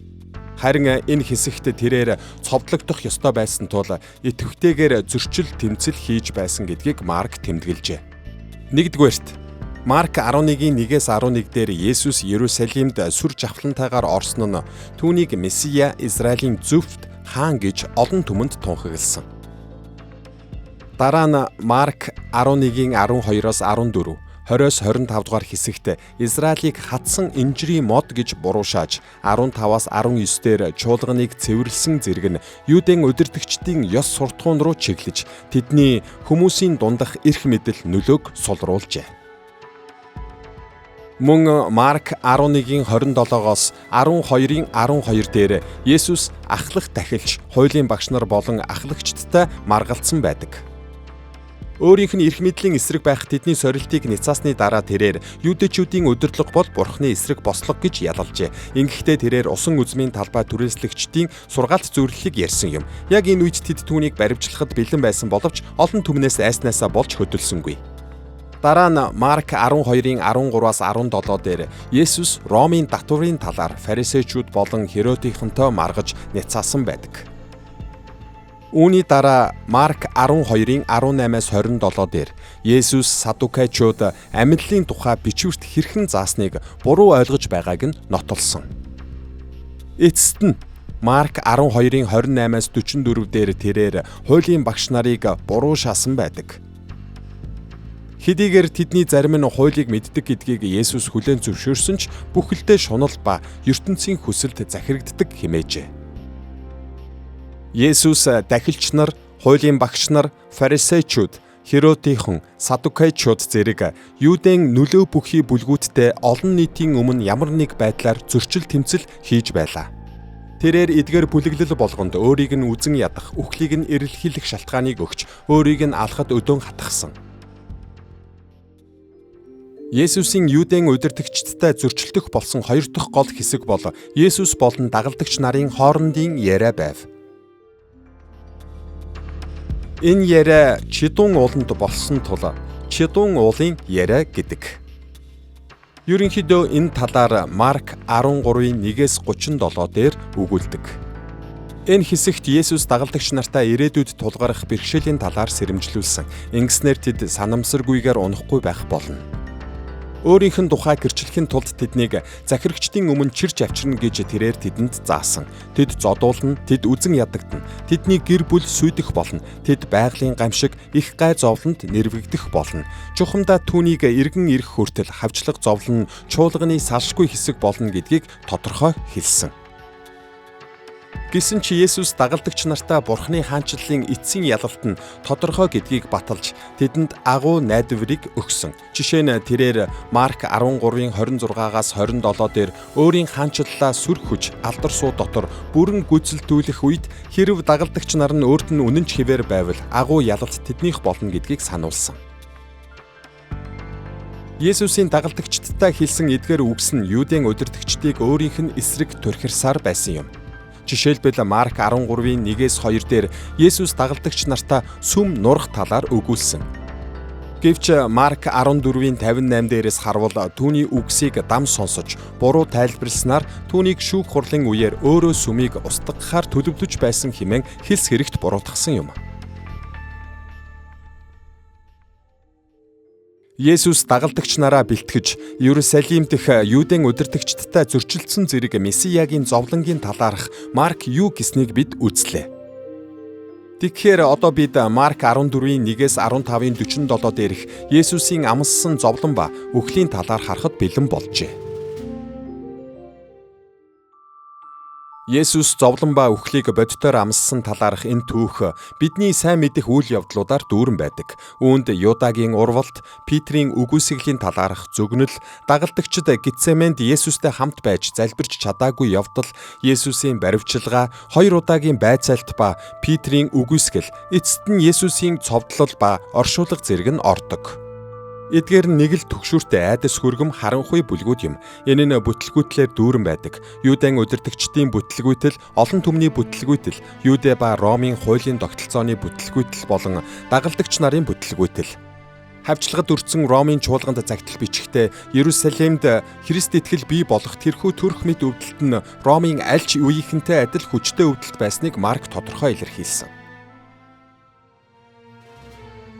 Есүсийн зовлон ба үхлийг амссан талаарх Маркийн тэмдэглэлийг 4 үндсэн хэсэгт хувааж болно. Энэ нь Марк 14-ийн 1-11 дээрх Есүсийг оршуулгад нь бэлдэн тосолсон талаарх түүхээр эхэлдэг.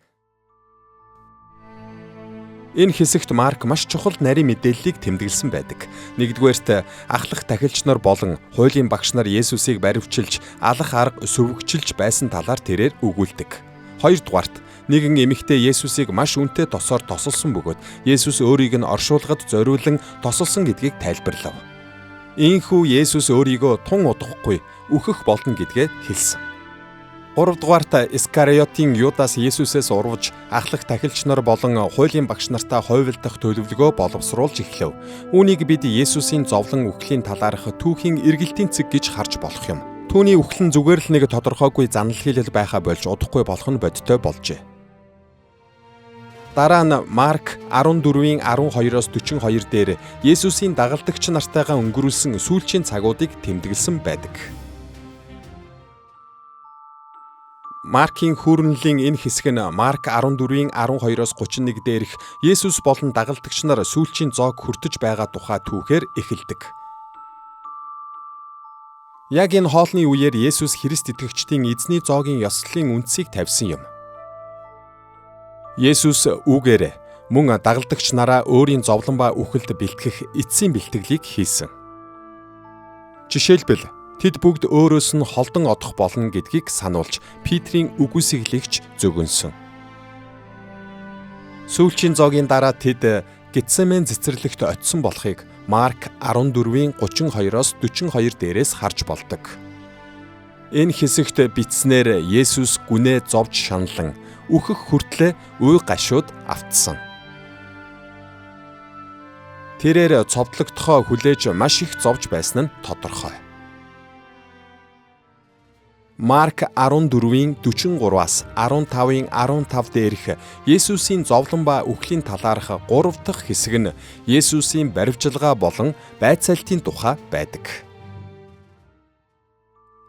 Энэ хэсэг нь түүний дагалдагч болох Искариотын Юдас Есүсээс урвснаар эхэлдэг ба Марк 14-ийн 43-аас 52 дээр гардаг. Тэгэд Марк 14-ийн 53-аас 65 дээр Юудын удирдлагын өмнө түүнийг шүүн байцааж байгаагаар үргэлжилдэг. Дараа нь бид Марк 14-ийн 66-аас 72 дээрээс Петр Есүсийг мэддэг, дагдаг гэдгээ үгүйсгэсэн талаар олж уншина. Эцэст нь бид Марк 15-ийн 1-ээс 15 дугаар ишлэлээс Ромын захирагч Пилатын өмнө түүнийг байцаан шүүсэн тухай уншдаг. Ийхүү Есүс доромжлол гутамшгийг амссаны эцэст ташуурдуулж дараа нь цовдлуулахаар Ромын цэргүүдийн гарт тушаагдав. Есүсийн зовлон ба үхлийг амссан талаарх Маркийн тэмдэглэлийн 4 дахь хэсэгт түүний цовдлолын тухай Марк 15-ийн 16-аас 47-д өгүүлнэ. Энэ хэсэг нь Есүсийг Ромын цэргүүдэд тушааж, зодуулж, доромжлуулж, энгийн гэмт хэрэгтэн шиг загалмайд цовдолж буйгаар эхэлдэг. Хүний нүдээр харуул түүний эдгээр зовлон нь даахын аргагүй байлаа. Есүс Ромчуудад ийхүү доромжлогдсон зовсон үйл явдал нь Марк номын анхны уншигчид болох Ромын Христ итгэгчдтэй шуудхан л маш хүчтэйгээр холбогдох байлаа. Тэд өөрсдийн эзний амссан зовлон ба өөрсдийн туулж буй зовлон нь ижил болохыг олж харан түүний эр зоригийг бэрхшээл хавчилгаа даван туулах урам зориг болгон авах ёстой байсан.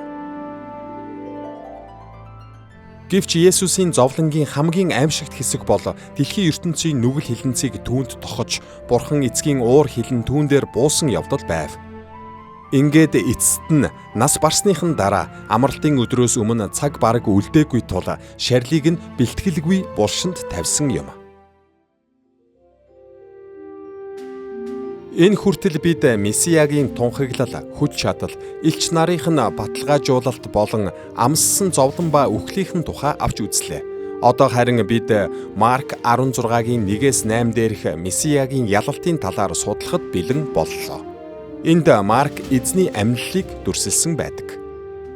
Энэ хэсгийн талаар судлахаас өмнө Маркийн сайн мэдээ нь 16-гийн 8 хүрээд төгсдөг хэмээн хэлснээ эхлээд тайлбарлах хэрэгтэй.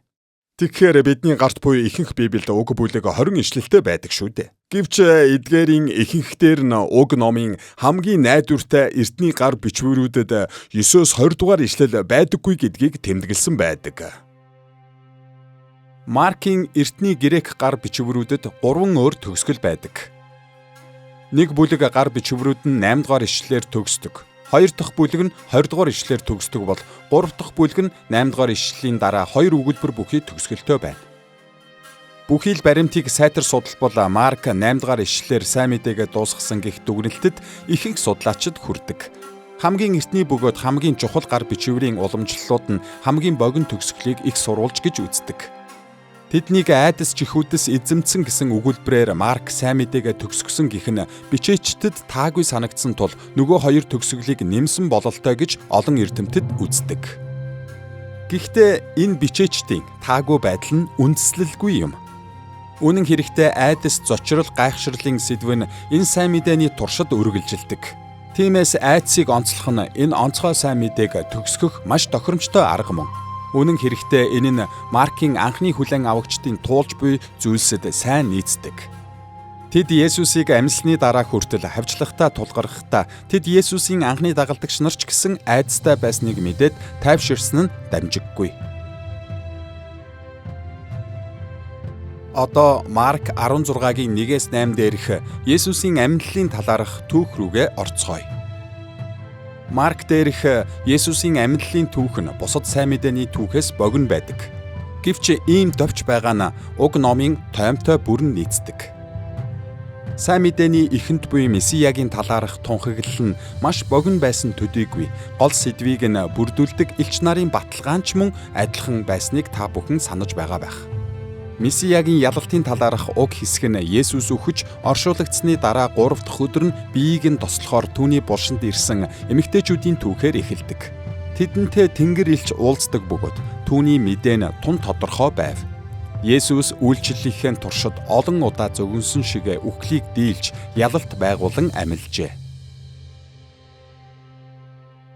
Марк 16-гийн 6-аас 8 дээр юу гэснийг сонсцгоё. Энд тэр тэнгэр элч тэдэнд "Бүү гайх, тэр амилсан, тэр энд байхгүй. Харах тун түүнийг тавьсан газар энд байна. Тэднийг айдас чихүүдс эзэмдсэн тул булшнаас гарч гуйв.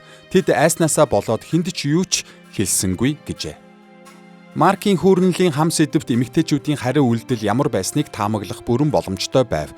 Тэднийг айдас чихүүдс эзэмдсэн байлаа. Энэ сайн мэдээнд их бүхий л хүмүүс Бурхны хүчрхэг оршихуйг хараад зочрол, гайхшрал ба айдас давтсан байдаг. Марк энд хатуу үнэнийг зөөлрүүлсэн харагддаг л да. Уг нь энд эмэгтэйчүүдийг явж түүний амилсан гэдгийг тунхаглал хэмээн тушаасан байна. Гэвч үүний оронд тэд айж, зүхтаан хүнд ч юу ч хэлээгүй юм. Гэсэн ч бид 2000 жилийн дараа үүнийг уншиж байгаа болохоор энэ нь түүхийн төгсгөл биш гэдгийг мэднэ. Өөрөөр хэлбэл Бурхны үнэн ялсан гэдгийг мэднэ. Тиймээс бид хүмүүний бүтээлгүйтэл ба Бурхны зориг итгэмжит байдал нь хоорондоо зөрчилддөг гэдгийг бичвэрээс дахин олж хардаг. Бурхны ард түмэн энэ амьдралдаа сул дорой байдал болоод хэрэгцээг байнга мэдэрнэ. Энэ нь Маркийн Ром дахь анхны хүлээн авагчдын хувьд үнэн байсан бөгөөд олон зууны туршид чуулганд ч мөн үнэн хэвээр байна. Гэвч сайн мэдээний сайхан мэдээ нь бол Бурхны хаанчлал аль хэдийн ирчгээд байгаа явдал юм. Месиа нь Бурхны хүмүүсийн дайснуудыг бүр эцсийн дайсан болох үхлийг хүртэл ялсан. Мөн энэ шалтгааны улмаас Бурхны ард түмэн хаанчлалын сайн мэдээний дайснуудтай зоригтойгоор нүр тулж чадна. Ялалт аль хэдийн биднийх болсон.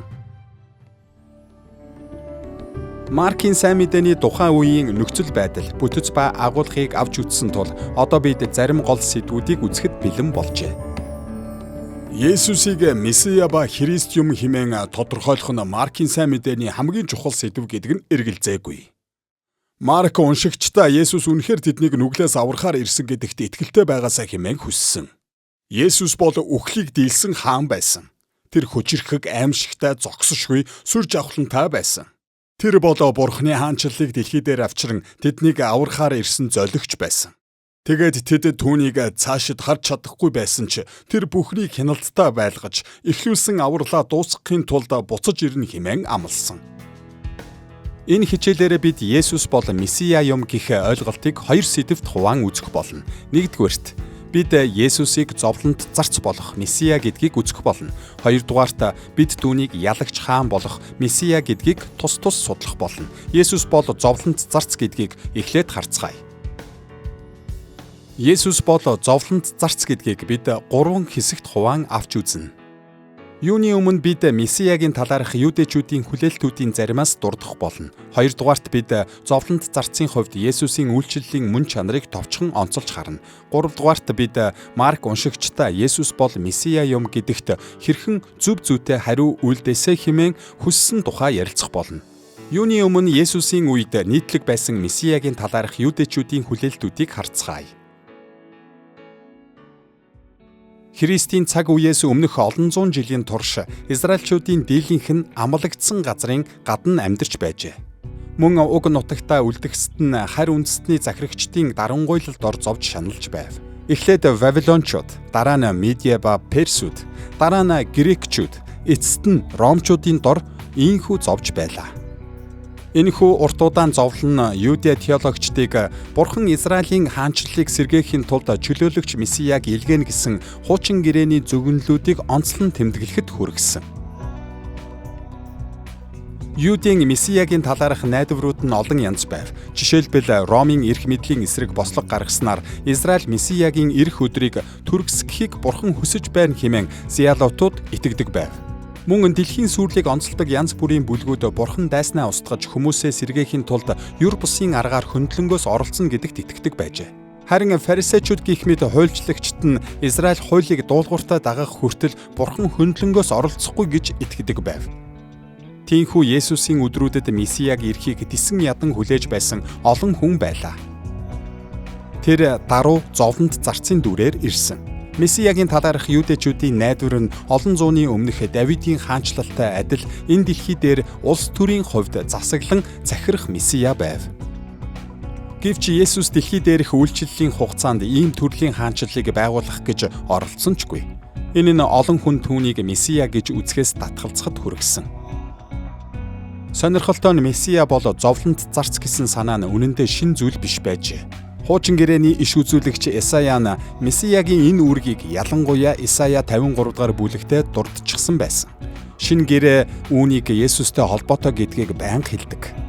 Хэрв Есүс зовж үйлчлээгүй байсан бол хуучин гэрээний Месиягийн шаардлагуудыг биелүүлэхгүй байсан гэдгийг ч бид хэлж чадна. Тийм учраас Есүсийн зовлонт үйлчлэл нь түүнийг Христ гэдгийг үгүйсгэхээс илүү тэрээр үнэхээр Христ мөн гэдгийг баталгаа мөн. Гэвч Есүсийг амьд ах үед цөөн хүн л хуучин гэрээний энэхүү сэдвийг хэрсүү ажигласан байдаг.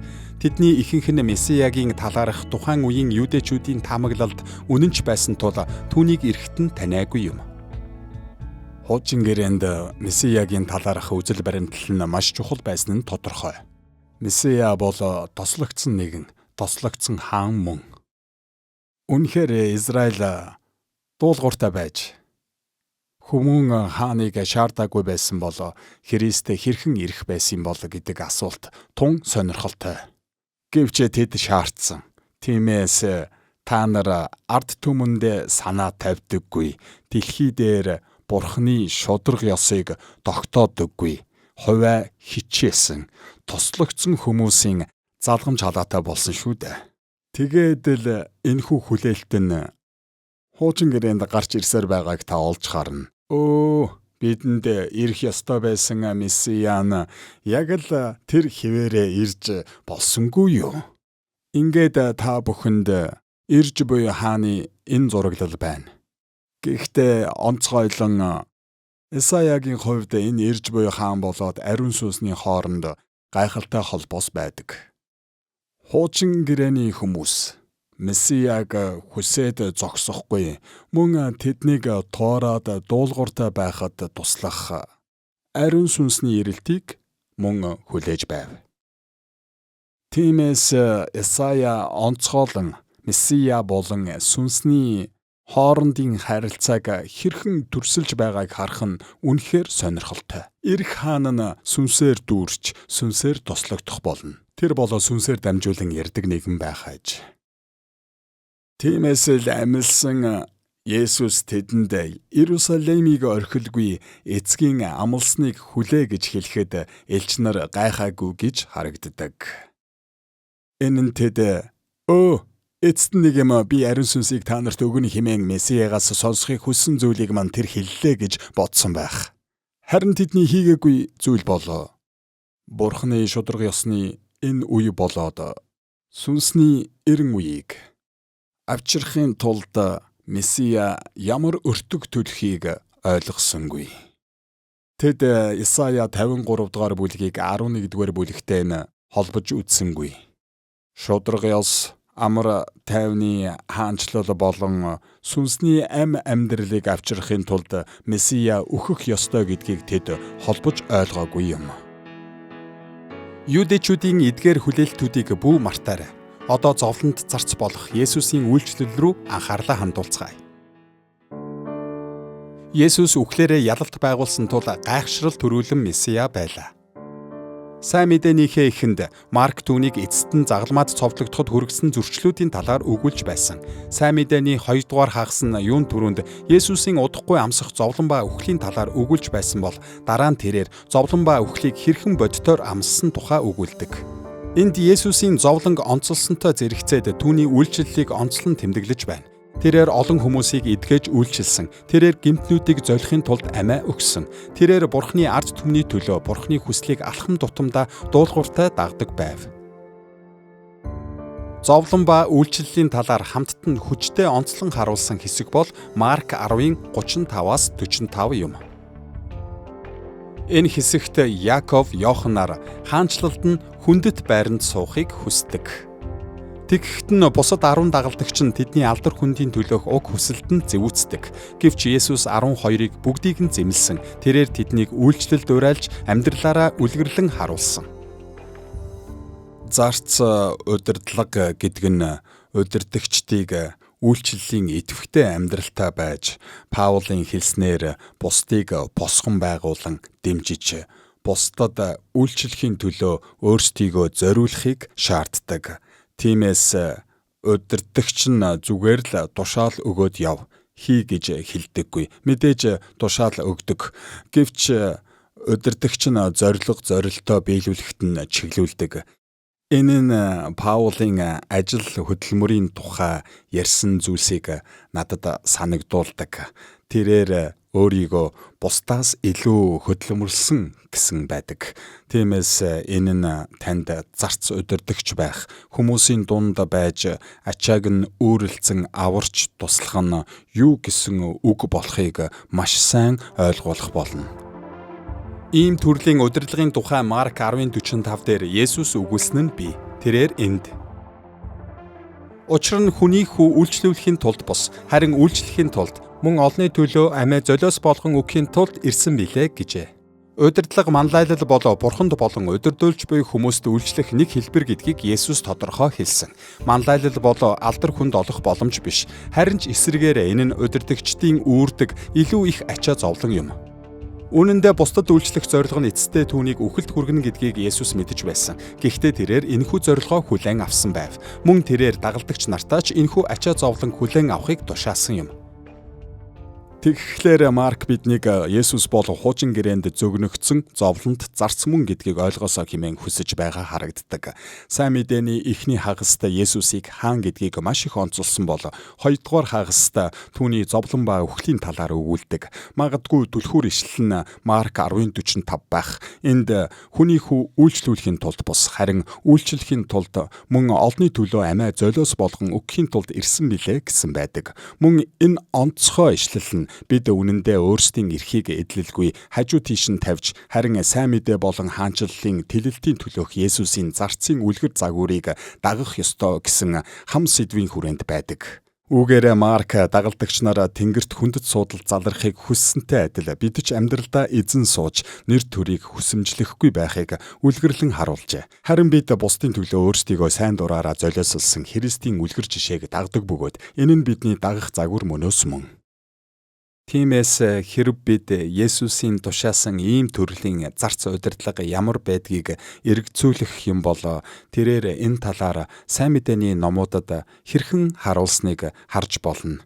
Есүс өөр хүмүүстэй уулзаж тэдний хэрэгцээнд хүрэхдээ хийсэн эхний үйлдэл нь тэр маш сайн сонсдог байсныг олж харна. Тэр тэдэнтэй яг байгаа газарт нь хүрч уулздаг. Тэрээр тэдний амьдралын материаллык болон сэтгэл хөдлөлийн хэрэгцээнд ч анхаарсан байдаг.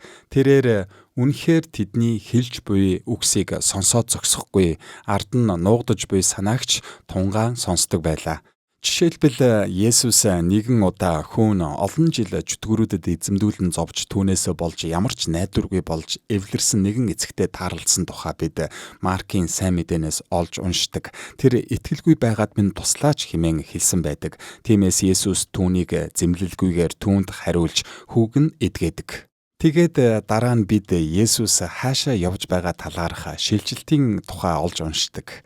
Есүс дагагчдынхаа гмийн төлөөсийг төлж амиа өгөхөөр Иерусалим руу явж байлаа. Тухайн үеийн соёлын хувьд бол өөртөө авах алдар нэрийг хойш тавиад тэгээд дагагчдынхаа төлөө амиа өгч байгаа нь золиос бүхий хайрын илэрхийлэл мөн. Энэ бол сайн мэдээнд харуулсан Есүсийн үлгэр загвар юм. Өөрөөр хэлбэл тэрээр уулзсан хүмүүстэй анхаарал халамж тавьж тэднийг сонсож тэгээд эцэст нь Иерусалим руу тэдний төлөө амиа өгөхөөр явсан. Үүнийг л зарц удирдагч гээд байгаа юм шүү дээ. Месиягийн талаарх юудэчүүдийн хүлээлтүүд болон Есүсийн үйлчлэлийн талаар бид үзлээ. Одоо Есүс бол Христ юм гэдэг талаар судалцгаая. Марк уншигчдаа Есүсийг яг л ийхүү хараасаа хэмээн хүсэж байсан юм. Есүс дагалдагчд нь зовх болно гэж заасан. Тэд нийгмээс ирэх эсэргүүцэлтэй тулах болно. Тэд гэр бүлтэйгээ зөрчилдөх болно. Тэд чөтгөрийн хүчинд соригдож зовх болно. Тэд хавчигдж зарим нь бүр алагдах болно. Гэвч тэрээр тэдний үнэнч байдал, тэсвэр төвчээрийг шаардсан хэвээр л байна. Энэ санааг Марк 12-ын 30 дээр Есүс хэрхэн дүгнсэнийг харцгаая. Энд чи эзэн бурхнаа бүх зүрх, бүх сэтгэл, бүх оюун ухаан, бүх хүч чадлаараа хайрл гэжээ. Өөрийн ард түмнийхээ амьдралд тавьсан бурхны шаардлагыг бүрэн цогц онцолсон дэд хууль 6-гийн 5-ыг Есүс энд дурдсан. Бид байгаагаараа амьдралынхаа бүхий л тал дээр бурханд бүрэн зориулагдах ёстой. Есүсийг дагах нь золиос зовлонгийн зам юм. Гэсэн ч тэрээр биднээс өөрт нь бүхнээ зориулж түүний хаанчлалын төлөө энэ дэлхийн доромжлон басдаг замаар амьдрахад бэлэн байхыг шаардсаар л байна. Зөвхөн нэг жишээ болгон Марк 10-ын 17-оос 31 дээр буй баян залуу захирагчийн түүхийг авч үзье. Тэрээр Есүс дээр ирээд мөнх амийг өвлөхийн тулд юу хийх ёстойгоо асуухад тэрээр түүнд бүх эд хөрөнгөө зарж ядууст өг гэжээ. Гэвч Есүсийн шаардлага баян залуу захирагчийн дааж чадхаас ч илүү байсан тул тэрээр сэтгэлээр унаад буцсан юм. Есүс дагалдагч нартай баян хүн бурхны хаанчлалд орохоос тэмээ тэвнийн сүвгчээр нэвтрэх нь илүү хялбар учраас гайхах хэрэггүй гэжээ. Тэрээр цааш нь дагалдагчдаа гэр бүл, гэр орон, эд хөрөнгөө орхиход бэлэн байх хэрэгтэй гэв. Тэд хавчигдахад бэлэн байх ёстой байв. Тэд бүр түүний төлөө амиа өгөхөд ч бэлэн байх ёстой байлаа. Есүс Марк 8:34-өөс 35 дээр энэ тухай хэлэхдээ хэн нэг нь миний араас дагахыг хүсвэл тэр өөрийгөө үгүйсгэн загалмайгаа үүрч намайг дагах. Хэн амиа аврахыг хүснэ тэр түүнийгээ алдна. Харин хэн миний төлөө сайн мэдээний төлөө амиа алдна тэр түүнийгээ аварна гэжээ. Христ итгэгч бүр ямар нэг байдлаар үүрэх загалмаатай байдаг. Гэвч авралын ёроол ба сүр жавхлан нь энэ золиосоос илүү үнцэнтэй. Учир нь нэг талаас Есүс загалмаагаа үүр гэж хэлсэн байхад Петрийн амьдралд гартаа илд барьж эсрэг чиглэлд явсан тохиолдолч байсан ажээ. Тэр тэргүүн тахилчийн чихийг тасалсан. Энэхүү загалмаа юу эсвэл элдүү гэх асуудал олон зууны турш чуулганы асуудал байсаар ирснийг та харж байна уу? Бид хүний гоц ухаан, эсвэл хүний арга, хүний мэрэгэн ухааны замаар явдаг уу? Эсвэл бид өөрсдийгөө үгүйсгэн Есүсийг дагснаар өөрсдийгөө өхүүлдэг үү? Бас өөрийн хүүгээр дамжуулан бурхны өгдөг сүр жавхлан гагцхүү Есүсийн замыг дагаж загалмайн замаар л явснаар олддог гэдгийг тэрээр тодорхой хэлсэн. Тиймээс бид хэрхэн буулт хийх, хаана буулт хийх вэ гэдэг нь чухал биш. Харин чухамдаа бид Есүсийг дагах уу гэдэг нь л чухал. Хүмүүс ийхүү Есүсийг дагах зорилгодоо үнэнч байх үед мөн Есүсийн зам бол загалмайн зам мөн бөгөөд түүнийг дагах нь өөрийгөө өхүүлж түүний төлөө амьдрах явдал гэдгийг ойлгох үед буулт хийхгүй, нэгдэхгүй байх асуудал нь аяанда шийдэгддэг юм. Өөрөөр хэлбэл бид загалмайн мөн чанараар амьдралаа хэлбэржүүлж байгаа цагт эдгээр нь шийдэгддэг. Дагалдагчдын амьдрал нь хүнд хэцүү зам мөн. Үнэн хэрэгтээ Есүсийн хэлснээр бурхны хаанчлалд орохын тулд өөрсдийн хүч чадалтай дулдуйдвал ямар ч боломжгүй аж.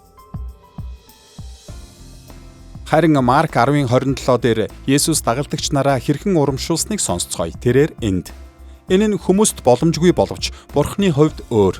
Учир нь бурханд бүх юм боломжтой гэсэн байдаг. Есүсийн шаардсан эрс шийдэмгийгээр дуулууртай дагах хүч бидэнд байдаггүй. Гэхдээ бурханд байдаг. Мөн тэрээр биднийг хаанчлалдаа орохыг баталгаатай болгохын тулд бидний дотор буй хүчийг ашигладаг. Бидний хийж чадах хамгийн муу зүйлсийн нэг бол ариун сүнсний хүчнээс ангид Христ дотор өсөж ариусгагдж ариун зүвд байдалд өсөхийг эрэлхийлэх явдал юм. Энэ нь бурханд таалагддаггүй бөгөөд биднийг авраад тэгээд ариусгахаар ажиллаж буй бурханд түшиглэхгүй байгаа хэрэг мөн. Тиймээс сүнсний ажил, сүнсний хүч нь бидний амьдралаас гарч буй альва сайн сайхан хийгээд амьдралын маань өсөлтөд зайлшгүй чухал юм. Гайхалтай нь Есүс бол хүмүүн чанараараа бидний үлгэр жишээ учраас бид түүний амьдралаас яг ийм зүйлийг хардаг. Түүнийг баптизм хүртэх үед ариун сүнс ирж хүчрхжүүлэн удирдан чиглүүлж үйлчлэлийн ихэнд тосолсноор амьдралд нь ажилласан байдаг. Бүр үүнээс ч өмнө тэрээр ариун сүнсээр олдож бурхан хүмүүн болж ирсэн байдаг. Мөн сүнс түүнийг сориулахаар цүл рүү хөдөлсөнийг бид хардаг. Сүнс ирж түүнд үйлчилдэг. Сүнс Христийн амьдралыг хүчрхжүүлж байсан. Тиймээс энэ нь түүнийг дагалдагчдын амьдралд ч мөн хүчрхжүүлэх үйлсээ хийдэг нь тодорхой. Тэдний зовлон хавчлагын Христийн жинхэнэ дагалдагчид мөн болохыг харуулсан тэмдэг гэдгийг Марк Ром дахь анхны хүлээн авагчдаа мэдүүлэхийг хүссэн. Энэ бол Есүсийн хаанчлалынхаа төлөөх төлөвлөгөөний нэг хэсэг аж. Марк энэхүү үннээр урамшаасаа хэмээн тэднээс хүссэн. Бурхан Есүсийг хүчрхэгжүүлсэн шигээ тэдэнд ч мөн зовлон бэрхшээлийг даван туулах хүч чадлыг өгнө гэдэгт итгэлтэй байхыг Марк хүссэн. Ингэснээр тэд зовлон бэрхшээлтэй тулгаргахдаа зоригтой бас найдвараар дүүрэн байж чадах юм. Есүс өөрийн хаанчлалаа аажмаар авчирсаар байна. Тэрээр ард түмнийхээ зовлонг уг зовлонт байдлыг дуусгуур болгох арга зам болгон ашигласаар байдаг. Бас даван туулах хүчийг өгсөөр байна. Есүс болон түүний хаанчлалын төлөө зовж шаналх нь бидний урамыг хуглах ёсгүй. Энэ нь биднийг тайвшруулж урамшуулах ёстой. Түүний зарц учраас бид зовдөг. Нэг л өдөр бидний зовлон зүйрлэшгүй бэлхэм ёроолуудаар шагнагдах болно гэдэгт бид итгэлтэй байдаг. Мөн энэхүү ёроолууд нь бидний даван туулсан зовлон бэрхшээлээс хав илүү байх юм. Есүсийг тодорхойлж буй хоёр дахь тал бол Бурханы хаанчлалыг дэлхий дээр авчирч буй ялагч хааны дүр юм. Энэ талаар хамтдаа харцгаая. Хуучин гэрээнд Месиян Давид хааны удмын хүн байх бөгөөд түүний ажил нь Давидын сэнтийн сүр жавхлан сэргээж Израилийг үрд захирах болно гэдгийг тодорхой бичсэн байдаг. Энэ талаарх иш үзүүлгийг бид дуулал 89, 110 болон 132 дугаар бүлгүүдээс олж хардаг бөгөөд үүнийг нь Марк 12-ын 35 дээр баталсан байдаг. Тиймээс Есүсийг Христ эсвэл Месия гэж тодорхойлох бүрд түүний хаан хэмээх байр суурьнч мөн батлагддаг. Жишээлбэл Марк 10:47, 48 дээр түүнийг Давидын хүү гэж нэрлсэн нь ийм учиртай. Марк 14:61-62 дээр Есүс Санхедрины өмнө шүүгдэж байхдаач, Марк 15:2 дээр Пилатад шүүгдэгдээч өөрийгөө Месия хаан гэдгийг тодорхой хэлсэн байдаг. Маркийн онцолсон ялагч хаан гэх Есүсийн тодорхойлтыг бид гурван талаар авч үзэх болно. Эхлээд бид Есүсийн өөрийн хаанчлалаа тунхагласан талаарх баримтыг авч үзэх болно. Дараа нь тэрээр хүч чадал ба эрх мэдлээ харуулсныг бид судлах болно.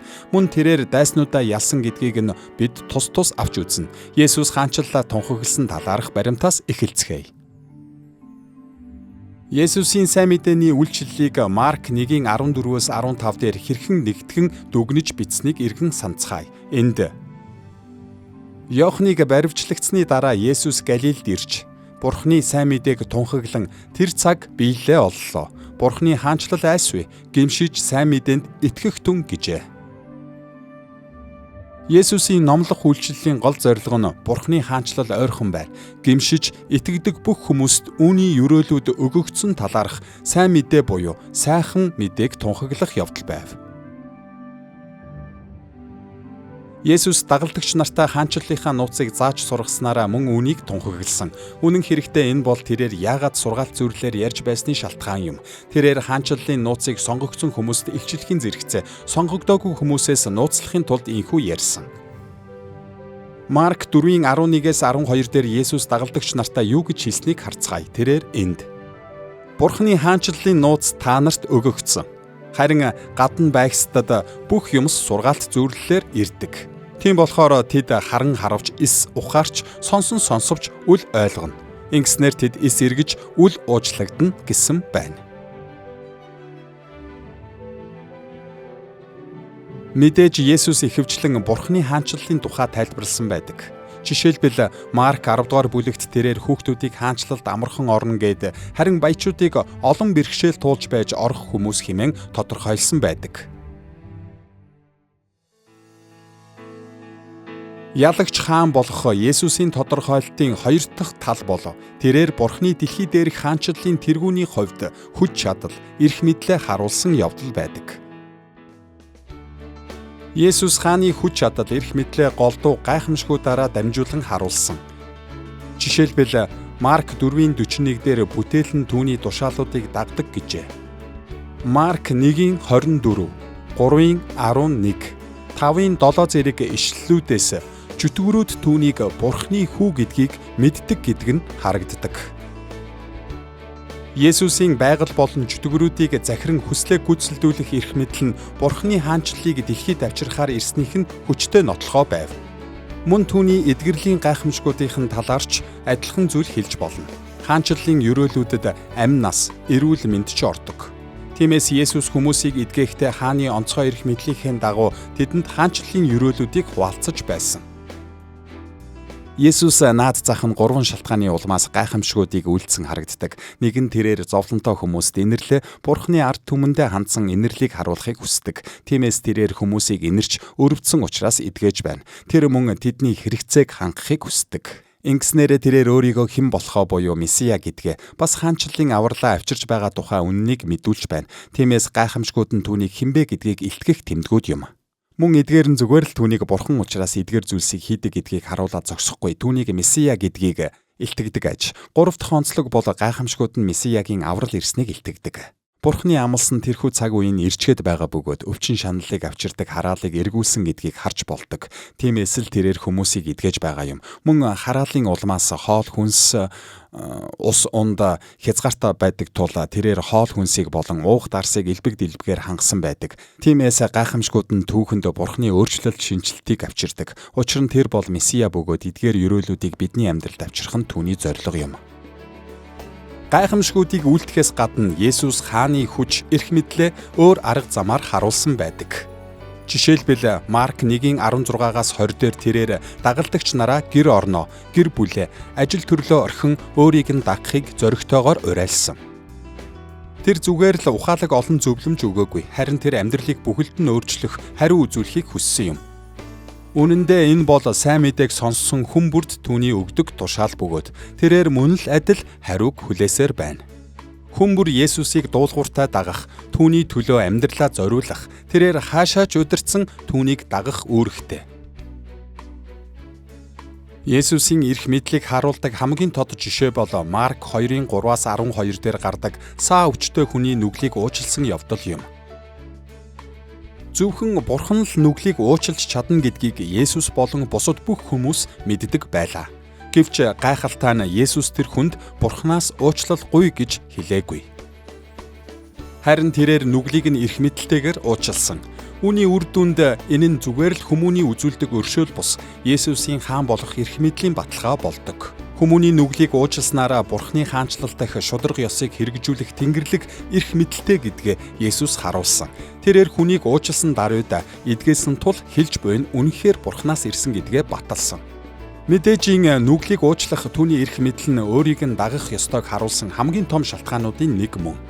Түүгээр дамжуулан бидний гэм нүгэл арчигдж Бурхантай эвлэрэх боломжтой болдог. Бид түүний дайсан байхын оронд түүний хаанчлалын үнэн чиргэд байж дагалдан ирэх бүхий л мөнх ерөөлүүдийг авч чадна. Ялагч хаан болох Есүсийн 3 дахь тал бол тэрээр дайснаа ялсан явдал юм. Есүс амьдралынхаа туршид олон дайсантай байсан. Өөрийг нь эсэргүүцсэн Юудын удирдагчид, түүнийг хүлээн аваагүй үл итгэгчид, түүний хөөн зайлуулсан чөтгөрүүд мөн бусад дайснууд байсан. Тэгэд тэрээр дайснуудтайгаа тулгарх бүрдээ тэр ялсан юм. Тэр тэдний маргаануудад ялж, хувилдаанаас нь мултарч, дарангуйллаас нь хүмүүсийг чөлөөлж байжээ. Тэрч байтугай өөрийн зорилгоудаа биелүүлэхийн тулд тэдний хувилдааныг ашиглаж нүглийг цагаатгахын тулд өөрийгөө загламаа дээр цовдлуулахыг хүртэл зөвшөөрсөн. Эдгээр бүх ялалт нь Есүс бол Бурхны хаанчлалыг дэлхий дээр авчирхаар ирсэн Давидын удмын хаан Месиа мөн гэдгийг үнэхээр нотолсон. Маркийн байнга дурддаг дайснуудынх нь нэг бол чөтгөрүүд байлаа. Үнэн хэрэгтээ Марк бусад сайн мэдээний бичээчдээс илүү чөтгөрүүд болон сатааны хүчийг дарах Есүсийн хүчийг онцлон тэмдэглэсэн. Марк уншигчдийнхаа анхаарлыг чөтгөрүүдийн дээгүүрх түүний эрх мэдэлд хандуулсан байдаг. Маркийн хувьд Есүс болон чөтгөрүүдийн хоорондох энэхүү зөрчилдөөн нь Есүс Бурхны хаанчлалыг авчирсны нотлохоо байсан. Хаанчлал байгаа тэмдэг нь ямар ч тэмцэлгүй тайван амьдрах гэсэн үг биш юм. Харин эсрэгээрээ Есүсийн хаанчлал нь ёр муугийн хаанчлалын чөтгөрүүдийн хүчнүүдтэй тулалдаж эцэст нь тэднийг ялах гэж ирсэн гэсэн утгатай.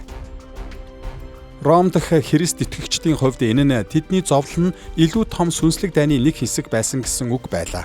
Хэдий хэсэг хугацаанд дарлуулж хавчигдж байсан ч тэд ялж буй талд байсаар байгаа бөгөөд нэг л өдөр бүрэн ялах болно. Өнөөдөр бидний хувьд ч мөн адил юм. Есүсийн чөтгөрүүдийн дээгүүрх хүч нь гайхалтай байсан боловч түүний хамгийн агуу ялалт нь Паулийн 1-р Коринт 15:26-д дурдсанчлан сүүлчийн дайсан болох үхлийг ялах явдал байв. Бидний харсанчлан Есүс үхэхээс өмнө дагалдагч нартаа түүний үхэл нь ялалтад хүрэх арга зам гэдгийг дахин тайлбарласан байдаг. Үхэл нь дайсан байв. Гэвч Есүс энэхүү дайснаа ялан дийлж өөрийн зорилгод ашигласан юм. Есүс сүүлчийн зоогийн үеэр дагалдагч нараа хэрхэн тайвшруулсныг Марк 14:24-25 дээрээс харцгаая. Энд Есүс тэдэнд "Энэ нь олонний төлөө урсах гэрээний цус минь юм. Үнэнээр би та нарт хэлье. Би усан үзмийн дарсыг Бурхны хаанчлалд шинээр уух өдрийг хүртэл дахин уухгүй" гэжээ. Дүлгөн хончны хувьд Есүс түүний үхэл нь урам хугарах шалтгаан биш, харин нүгэл болон үүний үр дагаврыг ялах Бурхны гэрээний ялалт байх болно хэмээн амласан. Тэгээд тэрхүү зоогоо дагалдагч нартайгаа хуваалцах сүүлчийн зогч биш гэдгийг мөн амлав. Түүний баривчлагдан шүүгдээд зовлон амсаж өгөх тэр бүх аимшигт зүйлсийн дараа хаанчлал нь бүх сүр жавхлангаараа бүрэн төгс болж тэрээр тэдэнтэй хамт дахин хооллох болно гэжээ. Тэр үеийн Маркийн анхны уншигчдаас эхлээд олон зууны туршид чуулган нь эзний зоогийг барьсаар ирсэн. Энэ нь Христийн ялалт эцэстээ бидний бүх зовлонг ялан дийлэх болно гэдгийг бидэнд сануулдаг. Нэг өдөр бид Есүстэй өөртөө нь хамт ялалтын зоог барьж шагнагдах болно. Тэрээр загламайд цовдлогдсон үхэж оршуулгдсанараа үхэл өөрийг нь ялахыг хэсэг зур зөвшөөрсөн байдаг. Ийхүү тэрээр биднийг нүглээс золих боломжтой болсон юм. Гэхдээ тэр энэхүү үхлийн хүчинд ор хэвээр үлдээгүй. Тэрээр үхлээс амьлахдаа үхлийг ч ялж өөрийгөө дэлхий дээрх хаанчлалаа сэргээхээр Бурхны илгээсэн Месиа хаан Христ мөн гэдгээ ямар ч эргэлзээгүйгээр нотолсон. Гэвч хэрэв Есүс хаан байхаар ирсэн юм бол тэрээр бүтлгүйцсэн гэсэн үг үү? Бүхий л үеийн олон Христ итгэгчдийн санааг зовоож байсан энэ асуулт нь Маркийн уншигчдын сэтгэлийг ч зовоосон нь гарцаагүй. Эцсийн эцэст бид Есүсийг яг одоо дэлхий дээр хаанчилж байгааг нь олж харахгүй байна шүү дээ. Тэр Месиа хааны хийх ёстой зүйлсийг бүгдийг нь гүйцэлдүүлсэн юм шиг харагддаггүй. Маркийн сайн мэдээний эхний хагаст Есүсийн хаан болохыг нэлээд хүчтэй онцолсон байдаг. Тиймээс энд Есүс өвчин эмгэгийн дээгүүрх хүч чадалтай гэдгээ харуулдаг. Тэрээр байгалыг захирч чадах хүчтэй гэдгээ харуулсан.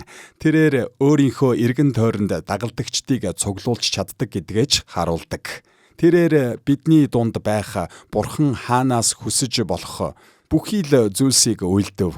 Гэвч дагалдагчдын ойлгож чадалгүй гайхаж байсан нэг зүйл ялангуяа Маркийн сайн мэдээнд гардаг. Энэ нь Есүс өөрийгөө хаан гэдгээ зарлан батлах болгондоо өөрийг нь хүмүүс голж тэгээд зовлон эдлэн өөхөх болно хэмээн ярьдаг байсан явдал байв.